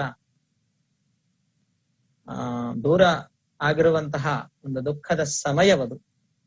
ಅಂತ ಜಗದ್ಗುರು ಮಹಾಸನ್ನಿಧಿಯವರ ನಂತರ ಆ ಪೀಠದ ಮತ್ತು ಆ ಜಗದ್ಗುರುಗಳ ಶ್ರಮೆಯನ್ನು ಅಷ್ಟೇ ಕರ್ತೃತ್ವ ನಿಷ್ಠೆಯಿಂದ, ಅಷ್ಟೇ ಮಾತೃತ್ವ ಹೃದಯನಿಂದ, ವಿಶೇಷವಾಗಿ ಮಾತೃತ್ವ ಹೃದಯನಿಂದ ನಿರಾಡಂಬರವಾಗಿರ್ತಕ್ಕಂಥ ಒಂದು ಶೋಭೆಯಿಂದ ಆ ಜ್ಞಾನ ಸಿಂಹಾಸನವನ್ನು ಮುಂದೆ ತಗೊಂಡಿರುವಂತಹ, ಉತ್ತರೋತ್ತರ ಅಭಿವೃದ್ಧಿಯನ್ನು ಮಾಡಿರುವಂತಹ ಜಗದ್ಗುರುಗಳು ನಮ್ಮ ಶ್ರೀ ವಿಶ್ವೇಶ್ವರ ಶಿವಾಚಾರ್ಯ ಉರುಫ್ ಮಲ್ಲಿಕಾರ್ಜುನ ವಿಶ್ವಾರಾಧ್ಯ ಶಿವಾಚಾರ್ಯ ಮಹಾಸ್ವಾಮಿಗಳು. ಅವರ ಜೀವನದಲ್ಲಿ ಆಗಿರ್ತಕ್ಕಂಥ ವಿಶೇಷ ಸಂದರ್ಭಗಳು ಮತ್ತ ನಮ್ಮೆಲ್ಲರಿಗೂ ಮಾರ್ಗೋಪದೇಶವನ್ನು ಮಾಡುವಂತಹ ಒಂದು ಅಂಶಗಳ ಬಗ್ಗೆ ನಾಳೆ ನಾಡದ ನಾವು ಪ್ರವಚನ ಮೂಲಕ ನಿಮ್ಮೆಲ್ಲರಿಗೂ ಕೂಡ ತಿಳಿಯಪಡಿಸಲಿಕ್ಕೆ ಪ್ರಯತ್ನವನ್ನು ಮಾಡುತ್ತೇವೆ. ವೀರಭದ್ರ ಶಿವಾಚಾರ್ಯ ಮಹಾಸ್ವಾಮಿಗಳವರ ಜೀವನದ ವಿಶೇಷ ಅಂಶಗಳಿಂದ, ಅವರ ಜೀವನ ಸಾರದಲ್ಲಿ ತಗೊಳ್ಳುವಂತಹ ಒಂದು ವಿಚಾರ ನಿಮ್ಮೆಲ್ಲರಿಂದ ಹಂಚಿಕೊಂಡೇವೆ. ವೀರಭದ್ರ ಶಿವಾಚಾರ್ಯ ಮಹಾಸ್ವಾಮಿಗಳವರ ಜೀವನದಲ್ಲಿ ಎಲ್ಲವೂ ಕೂಡ ದೂರ ಆಗಿದ್ದಾರೆ. ಅವರಿಗೆ ತಂದೆ ತಾಯಿಗಳು, ಬಂಧು ಮಿತ್ರ ಪರಿವಾರ, ಗೃಹ ಐಶ್ವರ್ಯ, ಆಸ್ತಿ ಸಂಪತ್ತು, ಏನೇನು ನಾವು ಬೇಕಂತೇಳಿ ತಿಳ್ಕೊಂತೀವಲ್ಲ, ನಮ್ಮ ಜೀವನದಲ್ಲಿ 60-70 ವರ್ಷ ಯಾವುದಗೋಸ್ಕರ ನಾವು ಶ್ರಮೆ ಪಡ್ತಾ ಇದೀವಲ್ಲ, ಅವೆಲ್ಲವೂ ಕೂಡ ಸಣ್ಣವರಿದ್ದಾಗೆ ಅವ್ರಿಗೆ ದೂರ ಆಗ್ಬಿಟ್ಟು ಅವೆಲ್ಲ. ಅಷ್ಟು ಸಣ್ಣ ವಯಸ್ಸಿನಲ್ಲಿ ದೂರ ಆಗಿದ್ದ ಹುಡುಗರು ಅನಾಥರಾಗಿ, ಭಿಕ್ಷುಕರಾಗಿ ಎಲ್ಲೋ ರೋಡ್ ಪಕ್ಕದಲ್ಲಿ ಇರುವಂತವ್ರನ್ನು ನಾವು ಎಷ್ಟೋ ಮಂದಿನ ನೋಡ್ತಾ ಇದ್ವಿ. ಆದ್ರೆ ವಿಶ್ವಾರಾಧ್ಯ ಸಿಂಹಾಸನ ಪೀಠವನ್ನು ಅಲಂಕರಣ ಮಾಡುವಂತಹ ಮೂರ್ತಿಗಳು ಅವರು ವಿಶ್ವಾರಾಧ್ಯರ ಅಂಶರಾಗಿ ಇದ್ದರನೇ ಅದು ಸಾಧ್ಯ. ಅವರು ಬಡತನ ಗೃಹದಲ್ಲಿ ಹುಟ್ಟಿದ್ರು, ಶ್ರೀಮಂತಿಕೆ ಗೃಹದಲ್ಲಿ ಹುಟ್ಟಿದ್ರು, ಕೊನೆಗೆ ಆ ಜ್ಞಾನ ಸಮುದ್ರದಲ್ಲಿ ವಿಲೀನರಾಗ್ತಾರೆ ಅನ್ನುವಂಥದ್ದನ್ನು ನಾವು ಶ್ರೀ ವೀರಭದ್ರ ಗುರು ಜೀವನದ ವಿಶೇಷಗಳಿಂದ ತಿಳ್ಕೋಬೇಕಾಗ್ತದೆ. ದುಃಖ ಇರಲಿ, ಸುಖ ಇರಲಿ, ಆನಂದ ಇರಲಿ ಅಥವಾ ಅದರ ವಿಪರೀತವಾದಂತಹ ಕಷ್ಟ ಇರಲಿ, ಮಾನ ಇರಲಿ, ಸಮ್ಮಾನ ಇರಲಿ, ಧೈರ್ಯ ಇರಲಿ, ಅಧೈರ್ಯ ಇರಲಿ, ಶೀತ ಇರಲಿ, ಉಷ್ಣ ಇರಲಿ, ರಾತ್ರಿ ಇರಲಿ, ಹಗಲಿರಲಿ, ಎಲ್ಲಾ ವಿಷಯಗಳಲ್ಲಿ ಈ ಎಲ್ಲಾ ದ್ವಂದ್ವಗಳನ್ನು ಮೀರಿ, ಎಲ್ಲಾ ದ್ವಂದ್ವ ವಿಚಾರಗಳಿಂದ ತಮ್ಮನ್ನು ತಾವು ಅದಕ್ಕಿಂತಲೂ ಶ್ರೇಷ್ಠವಾದಂತಹ ಸ್ಥಾನಕ್ಕೆ ಒಯ್ದು ಸರ್ವಂ ಖಲ್ವಿದಂ ಬ್ರಹ್ಮ ಆದಂತಹ ಬ್ರಹ್ಮನಿಷ್ಠ ಸ್ಥಿತಿಗೆ ಶಿವಜ್ಞಾನ ಸಂಪನ್ನರಾಗಿ ಯಾರು ಅಷ್ಟು ಶ್ರೇಷ್ಠ ಸಾಧನೆಯನ್ನು ಪಡ್ತಾರೋ ಅವರು ಶರೀರವನ್ನು ಬಿಟ್ಟಿನ ಮೇಲೆ ಕೂಡ ನಮ್ಮ ಹೃದಯದಲ್ಲಿ, ನಮ್ಮ ಪರಂಪರೆಯಲ್ಲಿ, ನಮ್ಮ ಜನಜಾತಿಯಲ್ಲಿ ಯಾವಾಗಲೂ ಕೂಡ ಅವರ ಕೀರ್ತಿ ಶರೀರ ಅಮೃತತ್ವವನ್ನು ಹೊಂದುತ್ತೆ. ಅವರು ಯಾವಾಗಲೂ ಕೂಡ ನಾಶ ಆಗೋದಿಲ್ಲ ಅನ್ನುವಂಥದ್ದನ್ನು ನಾವು ಶ್ರೀ ವೀರಭದ್ರ ಜಗದ್ಗುರುಗಳ ಜೀವನ ವಿಶೇಷವಾದಂತಹ ಅಂಶಗಳಿಂದ ಈ ಸಾರವನ್ನು ತಿಳ್ಕೋಬೇಕು. ನಮ್ಮ ಜೀವನದಲ್ಲಿ ಕೂಡ ನಮಗೆ ಎಲ್ಲರಿಗೂ ಕೂಡ ಬಹಳಷ್ಟು ತೊಂದರೆಗಳು, ಕಷ್ಟಗಳು ಬರ್ತಾ ಇರ್ತವೆ. ಈಗ ಎಲ್ಲರಿಗೂ ಬಹಳ ಅನುಭವವಾಗಿರುವಂತಹ ವಿಷಯವೇನು ಅಂತಂದ್ರೆ, ನಾವೆಷ್ಟು ರೊಕ್ಕ ಉಳ್ಳವರಿದ್ರೂ ಕೂಡ, ಎಷ್ಟು ಹೆಸರು ಉಳ್ಳವರಿದ್ರೂ ಕೂಡ, ಎಷ್ಟೇನು ಇದ್ರೂ ಕೂಡ ಒಂದು ಕೊರೋನಾ ಮಹಾಮಾರಿಯ ಗುಣಪಾಠವೇನಾಗೈತಂದ್ರ ಇವೆಲ್ಲ ಕೂಡ ಕೆಲಸಕ್ಕೆ ಬರೋದಿಲ್ಲ. ನಮ್ಗೆ ಎಷ್ಟು ಮಂದಿ ಪರಿಚಯ ಇದ್ರು, ನಮ್ಮ ಎಷ್ಟು ದುಡ್ಡಿದೆ, ಇದೇನು ಕೂಡ ಉಪಯೋಗಕ್ಕೆ ಬರಲ್ಲ. ಶರೀರ ಮಾಧ್ಯಮ ಖಲು ಧರ್ಮ ಸಾಧನಂ.